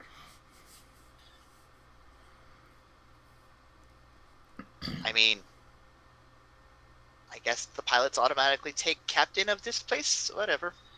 Jim's No. in charge. Vetoed. Vetoed. I don't know. I like the idea. The new guy walks in. Who's in charge? Well, he kind of got kidnapped. Oh, well, I'm in charge. Look at me. I am the captain now. Are we being commandeered? He does have a really big sword, so I have 2 really big swords. The funny I thing have is, And also, I would like to point out, you're not a part of that game. That's essentially what John did in the Cthulhu game, isn't it? I am the captain now. yes, The Cthulhu game started off with us on a boat, and he was telling the captain that every couple of rounds. I will say, I do have a bit of a way with words when it comes to, diplomatic actions. It's kind of part of my duties as the keeper on the Toreador. Just saying. Now he's campaigning to be in charge. I don't want to just hostile takeover. But if no one else I want you to vote me in so you think you had a choice. Basically, how we've been running the ship, more or less, is it's more of a democratic system. No one's really the captain. But somebody has to speak for us. I guess that's usually been Cat. Cat or me or Danru. Yeah. Or Jim when it comes to just the everyday discussing things with officials as you dock and undock and stuff. It's not so much that we have one person that does everything. It's everybody has their own thing they do, and then we just sort of let them do it. Okay. But anyway, Well, you dock the ship without any trouble. You spend maybe a day at that first station. They get the ship patched up. They don't ask too many questions about what happened, I lived. That's all you got to know. Yeah, one of the guys is kind of like, pirates? Yeah. Yes, let's go with that. Because the ship's, the ship's taken some damage, but no structural damage, So it doesn't look like y'all nearly died or anything. Fortunately, our weaponry is better than the other people's weaponry, which is, I guess, how dogfights work. The guy's like, I wouldn't know. I'm just a mechanic. He's like fixing the gun. He's like, oh. But so you spend a day on the station. It's nothing special. Plenty of shops, places to stay. Though, I'm sure you guys just sleep on the roustabout. Sure. It occurs to me I don't have any money. Nope, you left your wallet on the Toreador. And now Happened. or at least its atoms are floating out in space. Or your pilot ran away and is spending your money, one or the other. Damn it, Verker. Don't get your hopes up, he's dead.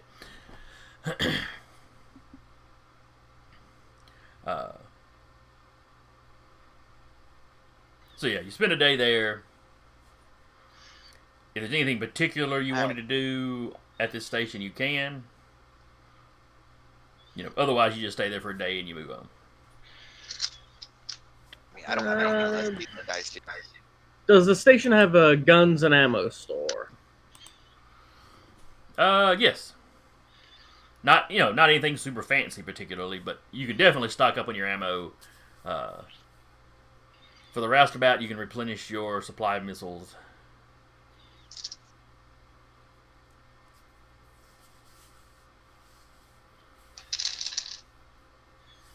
And you had looted Hunter, hadn't you?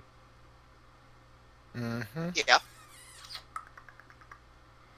What do those what did that cloak and the visor do, respectively? Yeah. I can identify that. Well, that's just anyway. Yeah, roll to identify stuff, Patrick. I forget exactly how that's handled in this, but Can I take 20 on those? Because we'll have time. You've had a couple days of travel time, so Yeah.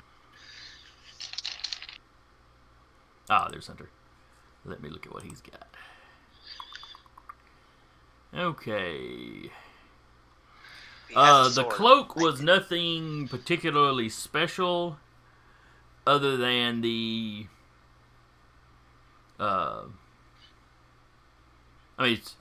It's camouflaged. It had this weird leaf design to it, so it's kind of, I guess you'd say, ornate, but camouflaged. If that makes any kind of sense. It's a very well made ghillie suit. Kind of. At least from the back, yeah. from the back and I mean, internally. or if he pulled it around, yeah. You know, the mantle part is solid, but then everything else is like these individual little leaf designs linked together. Let's see. You stripped him out of his armor. What was his armor anyway? I know I wrote it down somewhere, but apparently that was not on this sheet.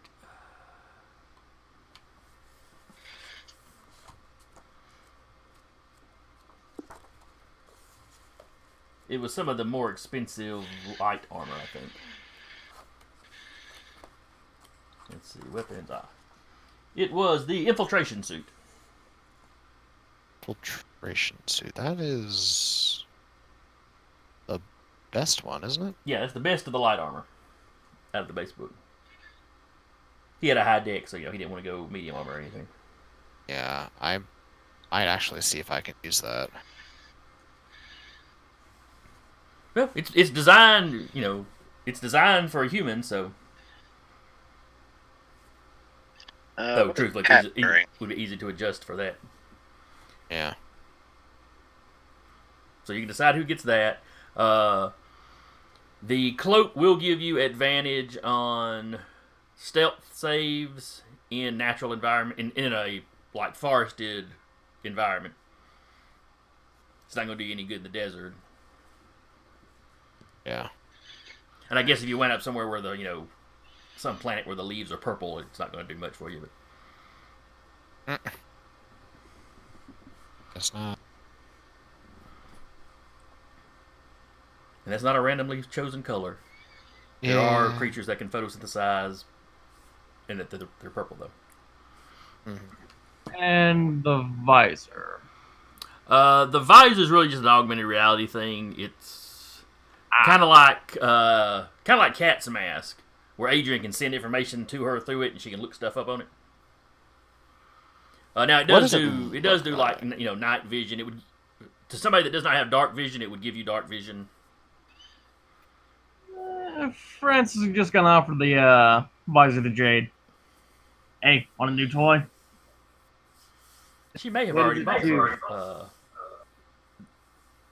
her. She has a flashlight. That's right, because the night vision goggles were expensive. The real prize is his sniper rifle. Naturally. Go on. Oh. What do they call it? Forged. Basically, it's a +1 sniper rifle. Nice. It was created using Esper abilities, or however forging works. Created in a crucible. So that's a +1 to hit and damage, or Yes. just It is a +1. In D&D terms, think of it as a +1. It's just a +1 weapon. Does Jade need an upgrade? Well, I mean, could use it, then yes. So somebody jot those down so we remember what he had. Aramanto will have probably taken the cloak unless somebody else wanted. Particularly. Actually, maybe we should give the sniper rifle to Kat when she gets back. If she wants it. Aramanto will take the time to take off his coat. You finally see like his armor for what it is. It's real heavy armor, and then you see the little orbs that surround it with blue light. Puts on the cloak. So they see your fully exposed rig. Yeah, they see the rig. It's like almost like a breastplate that's on top of the heavy armor. Nice and veiny, which is. I should have said out that, but okay. Yeah, phrasing there, buddy. Yeah. But anyway, the trip back to Casparella is hang on. What do y'all do with Marrow? I say we just kick his ass off at the station. He will be fine That's- with that. Yeah, I was gonna say if that's all he wanted, then that's what we do. After what happened, he's fairly certain his ship was probably blown up like they tried to blow the Roustabout up, and like they obviously blew up the Toreador. It doesn't seem to bother him as much as it bothers Aramato, maybe. I was attached to my crew. Yeah, his probably pilot like was not a mercenaries. buddy. His pilot was a employee. Yeah. It sucks that Bob's dead, but everybody I came on this trip is dead, so Me too, buddy. Me too. So yeah, the second y'all cut him loose on the station, he's gone. He's rich. You have no doubt he can get fare to wherever he needs to go. Should have asked him for some money before he left. Gas isn't free, guys. Well, he saw how excited y'all were over the stuff you'd loot. He's like, oh crap, these guys have got no money. I gotta get out of here before they think to ask me for something. And also, I want to say, every time we come back here, we basically get to fill up for free, don't we? Yes, once you get back to Casparella, yes. Okay. This first little station you stopped at was just the first crucible y'all hit. Y'all stopped for repairs. And then you jump from that one to the closest crucible to Casparella, and it's, your overall travel time is about a week to get back.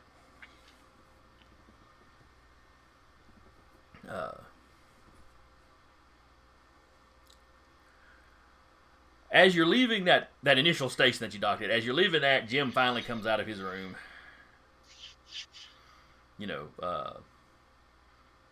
He slept for about 24 hours straight. He has showered and shaved. He's back to his old self. Mostly. Give me insight checks. Ooh. Because that's actually something I'm right now. 10. Insight. Oh, there it is.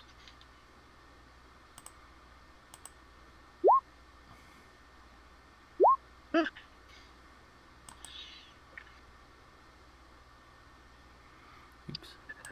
Unless Francis is rolling with advantage. That's a wide margin there, Francis. Just a little bit. Just a little bit. Francis, when you see Jim walk out, he's back to his old self. Great. He seems. Hey, Jim, how you doing, buddy? I'm doing great. Nothing like a little sleep. I get the image of like Francis doing like the finger guns as he's coming down the gunplay too. That's Little missiles come out of them. Oh, that's right. Zach wouldn't have seen me do the little finger guns. Oh well. Yeah. Adrian, yeah, Jim seems fine. Not that you're paying a lot of rolled a attention. 10, You've got robot dogs to work on and stuff. I'm busy flying. Where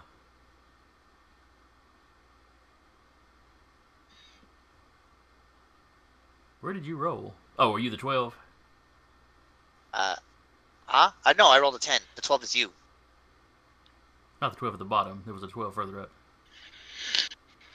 Because I see where Jade rolled. I see where B Noble rolled. I rolled with my dice. Oh, that's right. All right, so yeah, and you don't know Jim that well, so you should probably. I'm busy flying. I don't have any. Yeah, I don't have any context to that. Once he's back up, Jim spells you, and y'all kind of swap back and forth. Okay. For most of the journey. Yeah. Hull and Jade.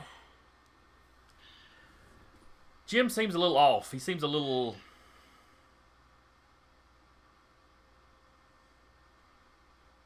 I don't know if skittish is the right word. It's like he's just not quite as talkative as he was. It's not major. It's just enough that you sit there and kind of wonder, are you really okay? But you choose how you respond to that. I'll wait till we kind of disperse a bit, and then I'll actually ask Jim to see how he's doing. Oh, I'm fine. I mean, I'm shook up. It was kind of rough, but I'm fine. I'm fine. Am I gonna have to make another insight roll? Yeah. I was gonna say, can I make? Ooh. Never mind. Well, I'll roll with it. Oh no, I can't beat a 23 no matter what. No. Patrick specifically said he kind of waits till everybody's dispersed, so this is Oh, him. okay, This is yeah. talking Okay, to fair Jim. enough. Imano. Okay. So go ahead and give me a roll, Patrick. Oh dear. Okay. Go away notification. Thank you. Yeah, I can't beat the 20. Okay, yeah. You take him at his word. Okay. Yeah, he's a little off, but it's just, he's just shook up. It's fine. You realize his life has probably been put in danger more since hiring him with y'all than, Ever. probably than ever, at least since before the show shut down. That's one thing Aramato would also learn. Jim was the pilot for Asher back when they did the show. He was a pilot and kind of backup cameraman. That guy! And would occasionally appear on Holy camera, shit. but not very often. But, Right. he's 15 years They cut to the older and, content. had been retired before all this went down. That's really cool. He would eventually go into the dude. I was your biggest fan at one point, but No autographs. And then you wake up later and he's taken a Sharpie to your rig and written his name. All right, Jade. What do you do with this impression you've gotten from Jim? Honestly, she doesn't really seem like the touchy-feely type. She's probably just going to take him for his word that he's okay. And, tide heals all wounds and all that jazz. No, he's not okay. Well, he'll probably be okay in a little bit. at some point, even though I didn't I believe him or that I don't notice anything, I will still you were shot at for 2 days. Are you hurt? What? No. I mean, the ship took the damage. It was just, a trying... and you get him to open him. He talks about, that was kind of a trying experience. And, I was pretty sure I was going to die there for a little bit. Nah, we weren't gonna. I'd seriously consider just running, but, I couldn't just leave you guys behind. Well, I mean, I couldn't leave the guys behind. I didn't know you. That's fair. No, that's okay. Here, let me see. Well, I'll tell you what. Oh, wow, I did not put that up. Oh, it's healing.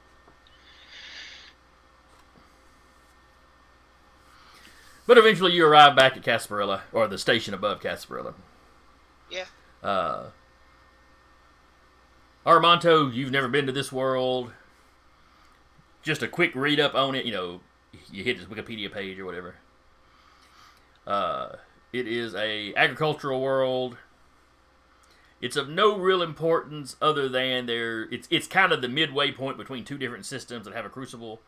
So they get a fair number of travelers through. Right. Its largest population center is actually the station in orbit around the planet, which handles all, pretty much all the incoming traffic. Like I said, agriculture. There's several different groups of basically kind of Luddite-oriented cultures. There's a very large Amish presence on the planet. It's not everybody. They've got one or two decent-sized cities down there, but it's a whole lot of open farmland, and I respect it. The richer people in the system tend to live on the station, like Asher.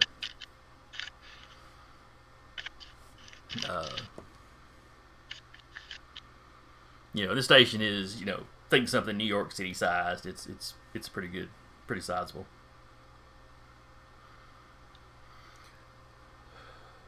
So As soon as you dock, you get a message from Asher. He would love to speak to y'all as soon as as soon as it's convenient for you. I mean, because you had, let's see, the last time y'all spoke to him, he had sent you off on that fake mission, or that he had arranged for you to get that fake job to go check out the carvings in that mine. Which is what led to the whole discovering that the colonists in that world were hiding the fact that there was an intelligent species on the planet.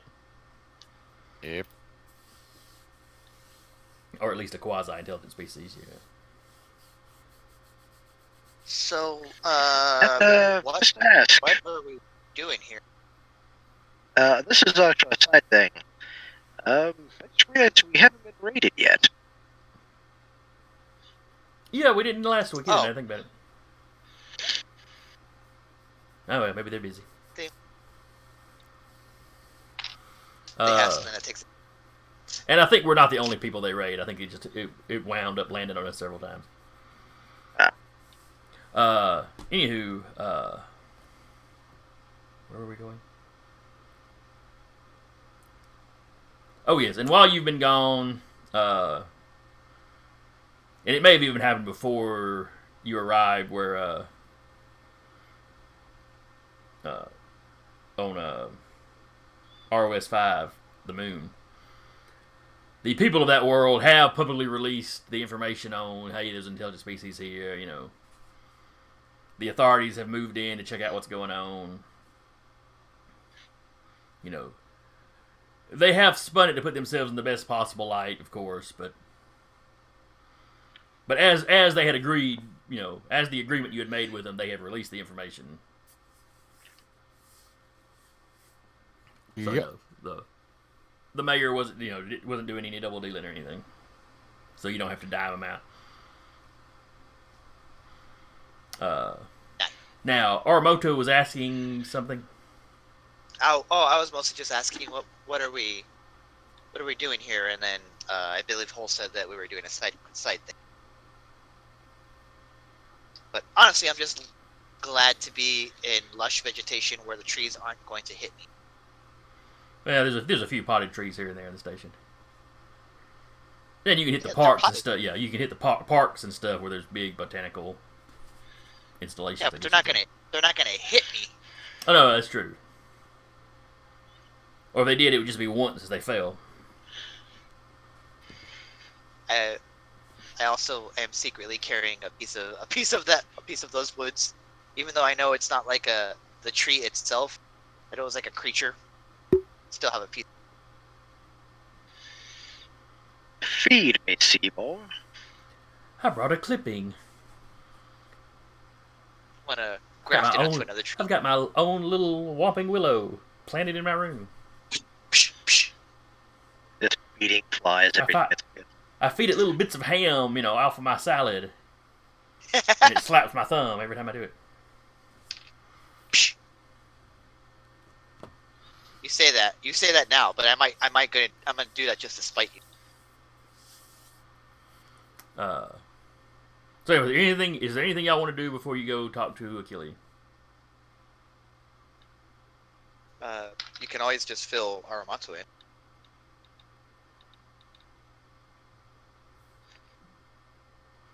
Oh yeah, nobody's told Aramato. Okay. Adrian, how much information do you disperse to the party? About What you talked to Hunter about, because none of them can understand you. none of it.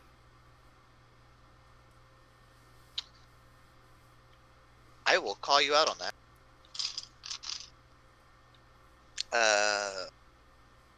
Adrian, I noticed you were speaking to that guy. I mean, don't understand it or anything, but I recognize language when it's being spoken. Okay. What's going on with that? We were talking. Yes, and you made me stay my blade. Yeah, because I So- made a deal. That's Which vague. was Which was that he got to live for information that I can't share. You can't share or won't share? Yes. Just give. I activate the 1,000-yard stare and walk off.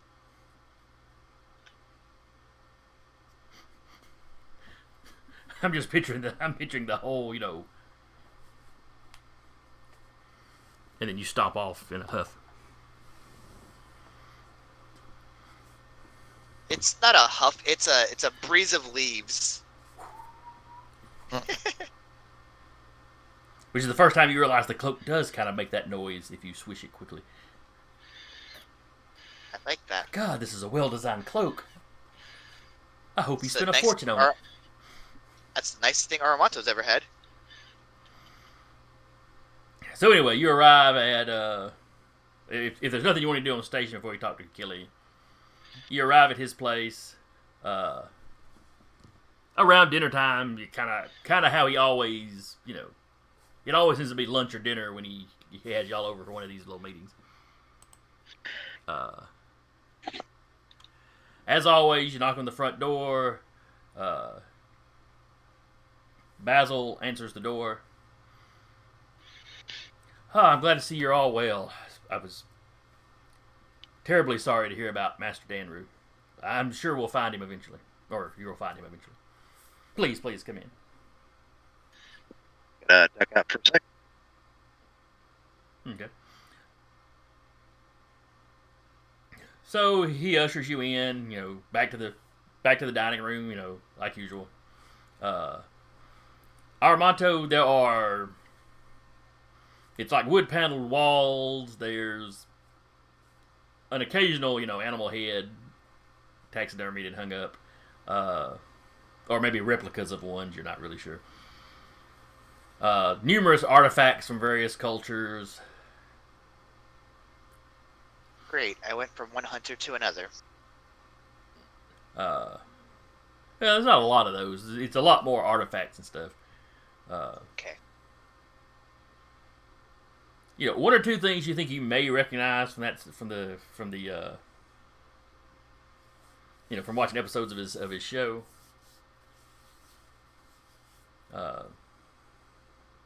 It's the kind of place you walk through it, and if somebody told you the archaeologists lived here, you'd go, yeah, I can see it. But it's also, there's a lot of stuff on display, but it doesn't feel cluttered. It's very kept up, It's very high organized, class. You pass one Aramonto room is that's like- clearly like a study library kind of thing. Was any of this on the VODs? No, you never saw his home. Okay. They did one or two episodes where you might have gotten a tour of their ship or something, but Okay. he never really even talked about where he was from. Do I recognize anything from like the VODs? Yeah, you're right. A few of the artifacts you think you may remember seeing that before. Oh God, that tooth! I recognize that tooth anywhere. So you're ushered into the room. Achilles sitting at the table. He stands up and greets you. I'm glad you all made it back in one piece. Any leads on where they may have taken Danru?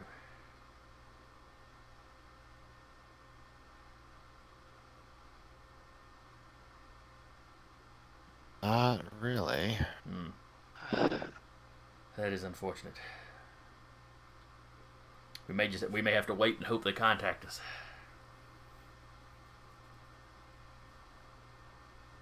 Oh, but where are my manners? Please introduce me to your new friend. You just see him like completely starstruck.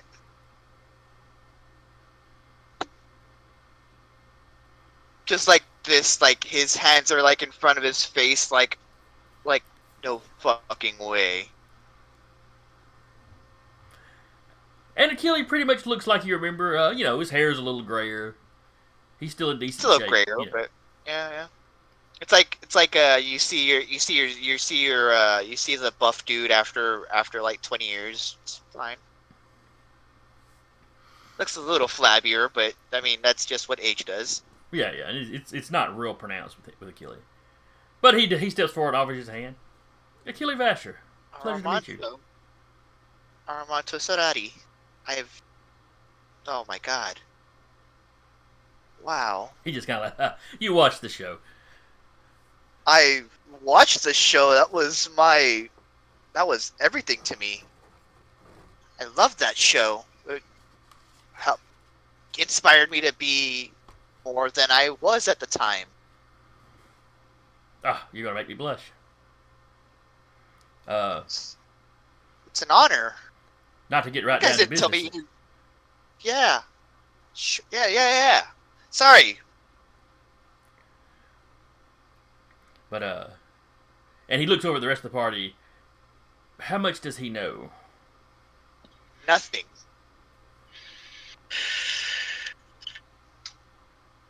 Well then, it's story time. Yes. What do you decide to tell Achille?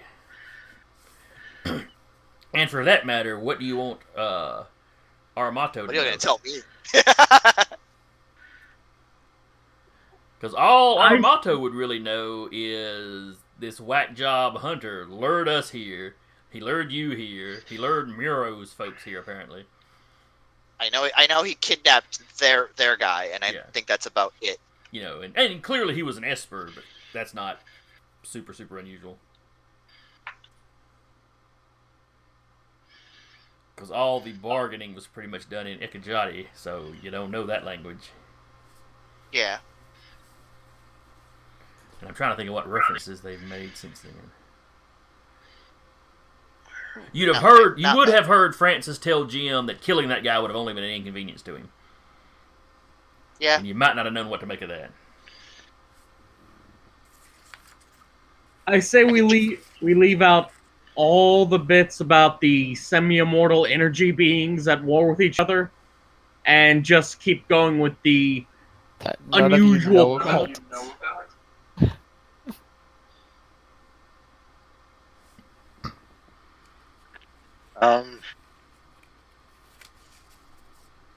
All of us were here for the whole energy being war thing, so You guys were. I wasn't. Yeah. Armato would not know that.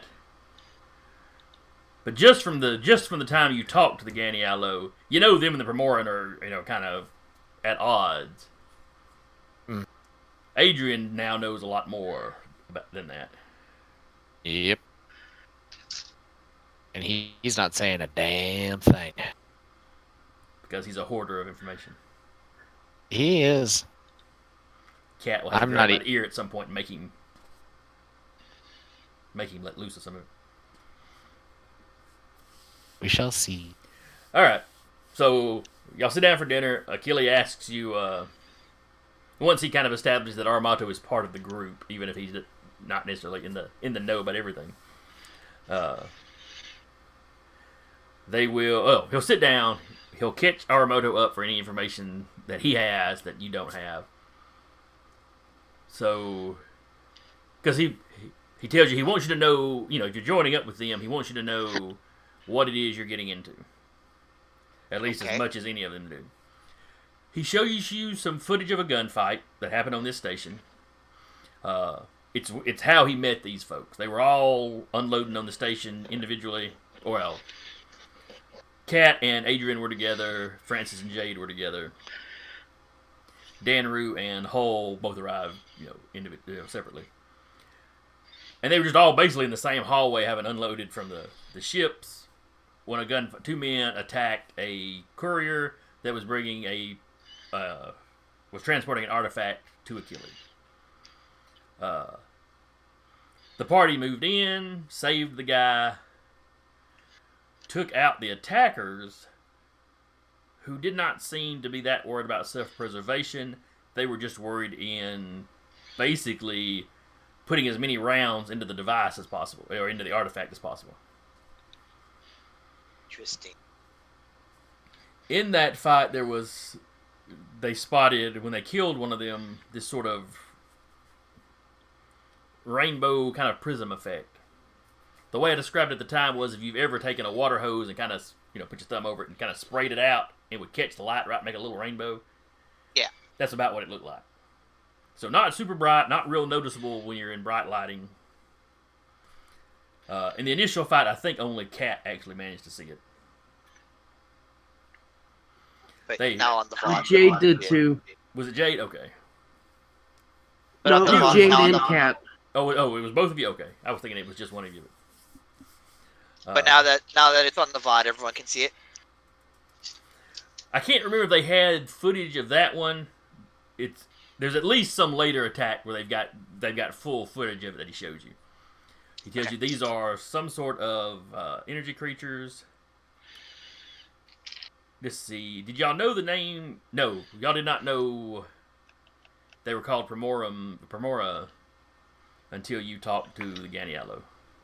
Yeah. Yep. So he's like, these creatures, they seem to possess people. I think you had figured out already that they were mostly possessing bodies. Or at least people that had gone missing already in some way. And they seem to be deeply opposed to us researching this extinct species. He pulls up some footage from the last season of his show.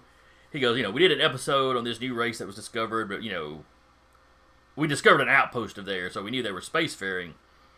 Didn't get a lot of information out on them, and I have been piddling with research on them in my retirement. God, that last episode was such a cliffhanger. But, so anyway, I knew a fellow that had this artifact. He refused to sell it. He had passed away. I'd bought it from his estate. His children were a lot less attached to his stuff. So, it was getting shipped here. That's what the attack was about. And basically I hired the group to go out and do my research for me. I'm not as young as I used to be. And since there were active hostiles, these folks seem to be very capable of taking care of themselves. I mean, yeah, look at that guy. He's pointing at Danru. Too soon, man. Too soon. But But he's I like, also recognize sentinel abilities. the deal I have with them is essentially they get the use of the Roustabout and Jim piloting for them, and you can go about your own business. You're essentially on call. It's like I have you on retainer, basically. When I have a lead for you to follow, I call you up. The last lead I sent them on was some carvings in these old mines. The mines linked into a cave system. But with all the trouble we had been running into, we had arranged it to look like it was a side job they had taken from somebody else. And I guess that's what I'm needing you to report on. What did you find out? I mean, other than I suspect you were involved with the sudden discovery of intelligent species on that planet. Yeah, we kind of got sidetracked with that. It sounded like something that needed to be revealed. Yeah, they were. Because apparently the ruins that we discovered, they were living in the cave system there.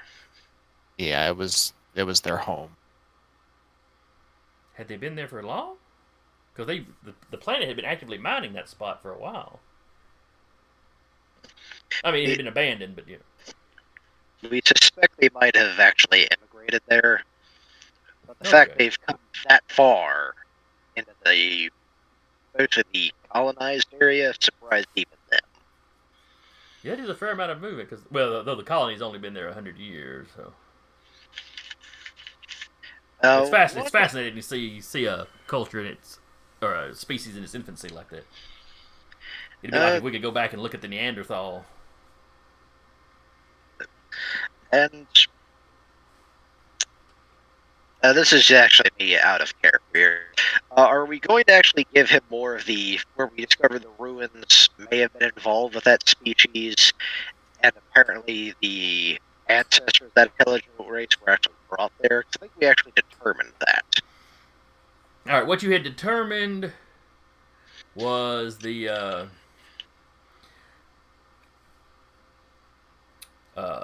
Yeah, the Ekajati had been on that world at some point. Or somebody had been there using the Ekajati language. The cave carvings were basically where they had seen the writing, they had copied the writing, but their copy was imperfect. So even with Adrian's ability to translate the language, some of it was coming out as gibberish. But the numbers, the coordinates, which were basically expressed as numbers, were fine. They were still legible. And then when you were speaking to the Ganialo, you found out, it had been one of their projects. The particular species that lived on that continent was in danger of going extinct from an ice age, and they had gathered them up and taken them to that Dyson sphere, where they've also got a viable population of Neanderthal. They've got a viable population of Denisovans. They've got an early prototype species of Francis's people. It's like, at least the ones you spoke to, it's like they go around trying to preserve intelligent species before they go extinct.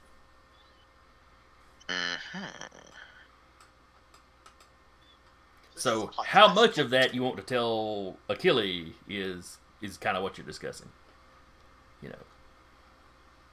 He knows it was the Ekajati language on that world. That's why he sent you there. The plot's of Mass Effect.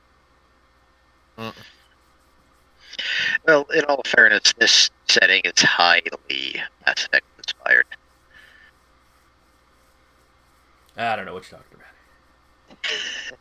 Crucible is a very commonly used word. I honestly think it would be a bad idea to tell Achille about the Dyson sphere at that location, so we can just tell him it led to it was a point in the shortcut, but it wasn't anything that unusual. Okay. Give me a bluff. That area is Deception? Yes, deception. Yeah. Deception.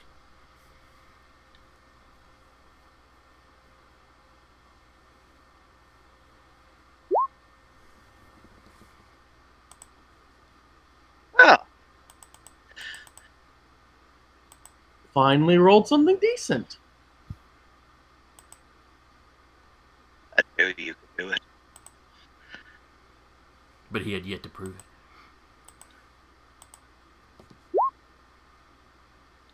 Damn it!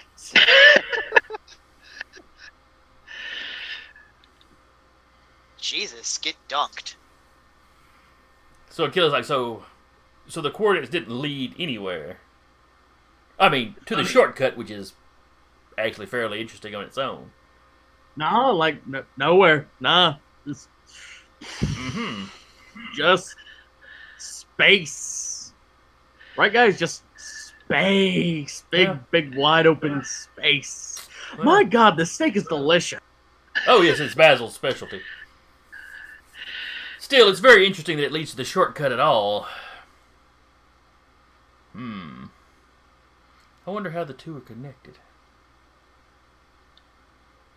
Of course, every currently living species has spent at least a few decades trying to figure out the shortcut. Yeah, I suppose it's possible that Ekajati, or no, he would not know. He would not know. I suppose it's very possible that our mystery species had spent some time studying it as well. No. Let me go back again. He would know the name Ekajati because y'all have translated the language by this point. His pronunciation might be a little off because it's essentially him looking at a dead language. Where Adrian has got the advantage of having heard the language spoken in his head, so he actually knows kind of how the pronunciation goes a little better. Well, he's also been talking to somebody too, so Yeah, he has now, yes. he's apparently able to be understood somewhat decently. Ekajawatl.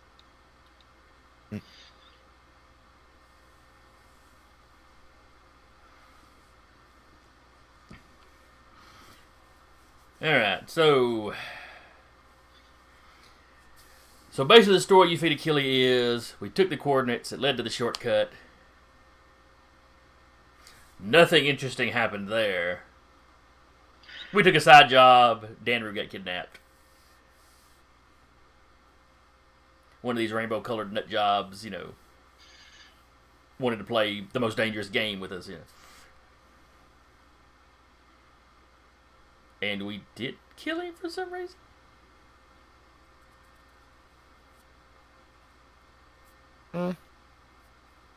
In fact, Achille will ask you about that. So what sort of deal did you make with him? But do we tell him that we found him and made a deal, though?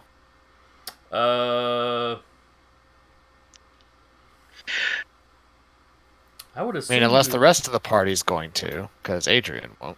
Well, there's got to be some explanation for where you ran into Armato. Could actually explain the most dangerous game situation, but the deal was us finding more information about Danru, which at that point, he actually didn't know what happened to Danru. Ah. So you're going to leave Achille with the impression that, the deal is we can call this guy back, and he will let us know any information he's found about Danru. Yes. Okay. Roll me a deception. Oh, wonderful, I'm going to suck at this.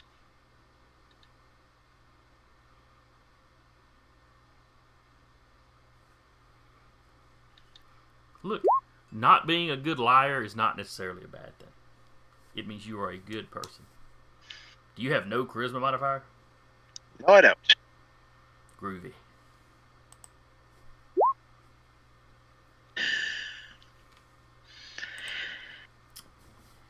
You probably can tell I'm holding a little something back, but you probably can tell I'm not telling him the whole truth. There's some truth to it. Yeah. He just nodded and said, okay, yeah. That showed great restraint. I'd have been, in a similar situation, I'd have been very tempted to just plant him. I almost killed him like 3 times. Yes, dreadfully sorry to hear about your crew. I wonder how many ships of folks have met that same fate. I wonder how many will continue to meet that fate. Layers at. Perhaps we should alert the authorities. It wouldn't stop him from setting up a similar operation somewhere else, but at least they could keep an eye on that moon in case he brought anyone else there. I mean, it's way out in the no man's land, so I'm not sure who would really have much in the way of authority out there. But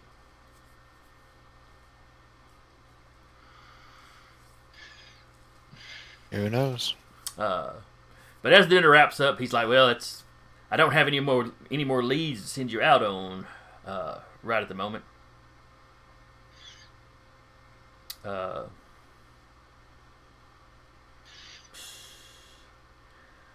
So I guess you're free to, take whatever sort of side work or take some time off or whatever it is you wish to do. Of course, I'll be in touch with you, if I manage to find anything else. Let's see. Anything else you want to tell you? At some point, he will make some comments about that last job y'all took.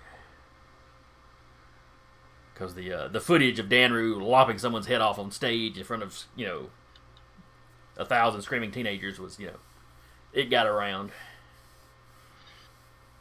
Oh, you have the VOD for that? Let me see that. Oh yeah, you see this big Esper fight on stage, and yeah, it ends with Danru wearing a human-looking face, if I remember right. Though you can still make out the jet black eyes. And yeah, he winds up taking his pole arm and lopping the guy's head off is how the fight finally ends. Wow, he has a pole arm. That's super cool. How did he get kidnapped? The client they had been hired, or the woman they had been hired to protect this pop star named Stella, who, by the way, is getting quite a bit of publicity out of this.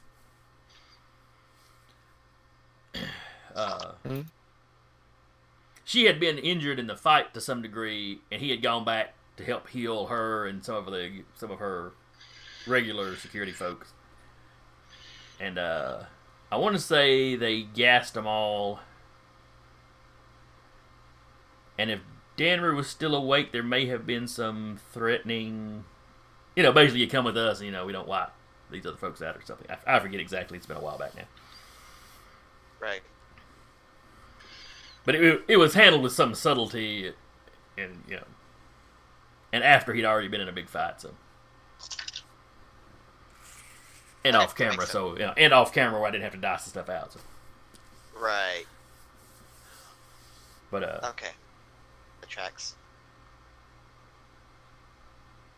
So that's where he wraps up. So that's kind of where he wraps up the meeting. Of course, he's like, if you run across any information, if you get any information from this hunter, let me know. If you find any leads on Danru, I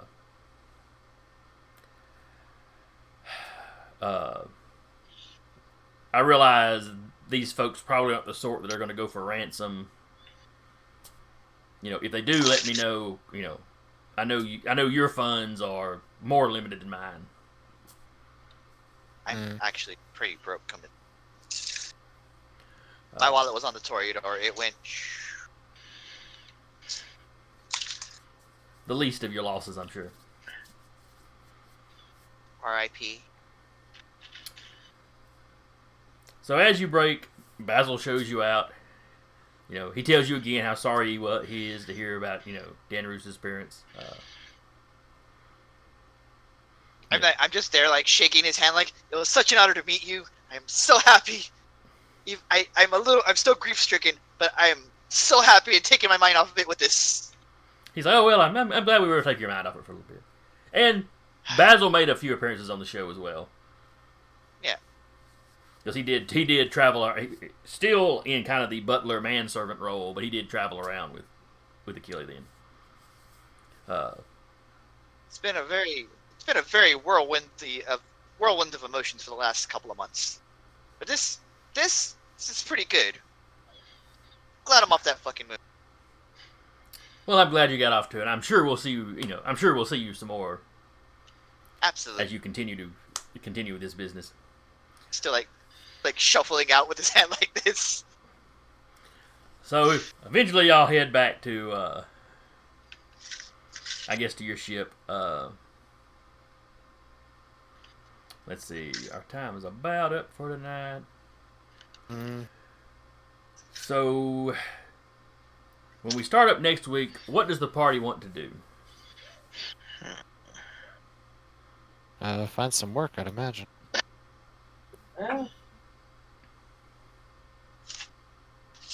Earn some money to pay them bills? Yeah, Absolutely. basically. Also figure out who gets what, because Cat's not here. Yeah, we'll bring that up. About to ask, she probably like the infiltration shoot, although it's just a really good light armor. Yeah. You said it was like full or something? Going to put divide loot in the chat, so I will see it next week and remember. Well, yeah, also, like, if she's hitting things, because she has a tendency to hit things at a long distance for death strike, sneak attack. Having a +1 sniper rifle that hits like a runaway train, adding in death strike on top of that. Yeah. Now, Probably keep in pretty mind too, the station at Casparilla is a big city. Patrick mentioned the infiltration suit would be nice. You can go out and buy an infiltration suit. Yeah. It's just expensive. It is. So you'll probably want to be looking around for some lucrative job offers. I'll have you a small selection of them ready for next time. I'm super into mercenary work. Now you could also choose to continue investigating the Primarin Ekajati stuff on your own, keeping Achille in the dark. But we'll discuss that more next time when hopefully everybody's here. I was like, Armanto has zero idea about any of that right now, so. That's true. It's gonna be fun to see how in the dark Adrian can keep everybody. Extremely, and I hate it. Yeah. I'm sure he'll let you know when it becomes important. Yes, when we're about to die. Why are these guys feeding us their encore? Oh, well, you see, it was this stuff that I knew about 3 months ago. I meant to tell you, but stuff happened. Not even that. I was like, why are they doing this? It's because this reason. How do you know that? I hacked their shit. You what? Oh, yeah, I forgot to give you the information you got out of that drone. Not that it was super, super useful, but... they were programmed, anytime they were given a signal, they were programmed to destroy any ships they found in orbit. I mean, obviously his little shuttlecraft was exempt from that, and he could program in others. You did find information proving that, yes, they blew up the Toreador. They had destroyed... He would share that. They destroyed Marrow's... As soon as that Marrow ship left... they blew it out of orbit. He would have shared that too. So while he used Marrow and his buddies as something to attack y'all with, had they beaten you, they would simply have been the next something he hunted. Is the clear indication there. You find records of a couple of dozen ships that they've destroyed in a similar fashion. Okay. So you would have told me that the Toreador is confirmed blown up. Yeah, he would have. The records it keeps only go back about 5 years. The drone is older than that, though it's been upgraded and tweaked.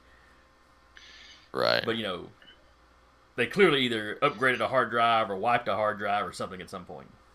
So you don't know how long he's actually been doing this. Yeah. But you've left him alive so he can keep doing it. Yeah, basically. Let that weigh on your soul. He doesn't care. He doesn't believe in souls. No, he's not a good person.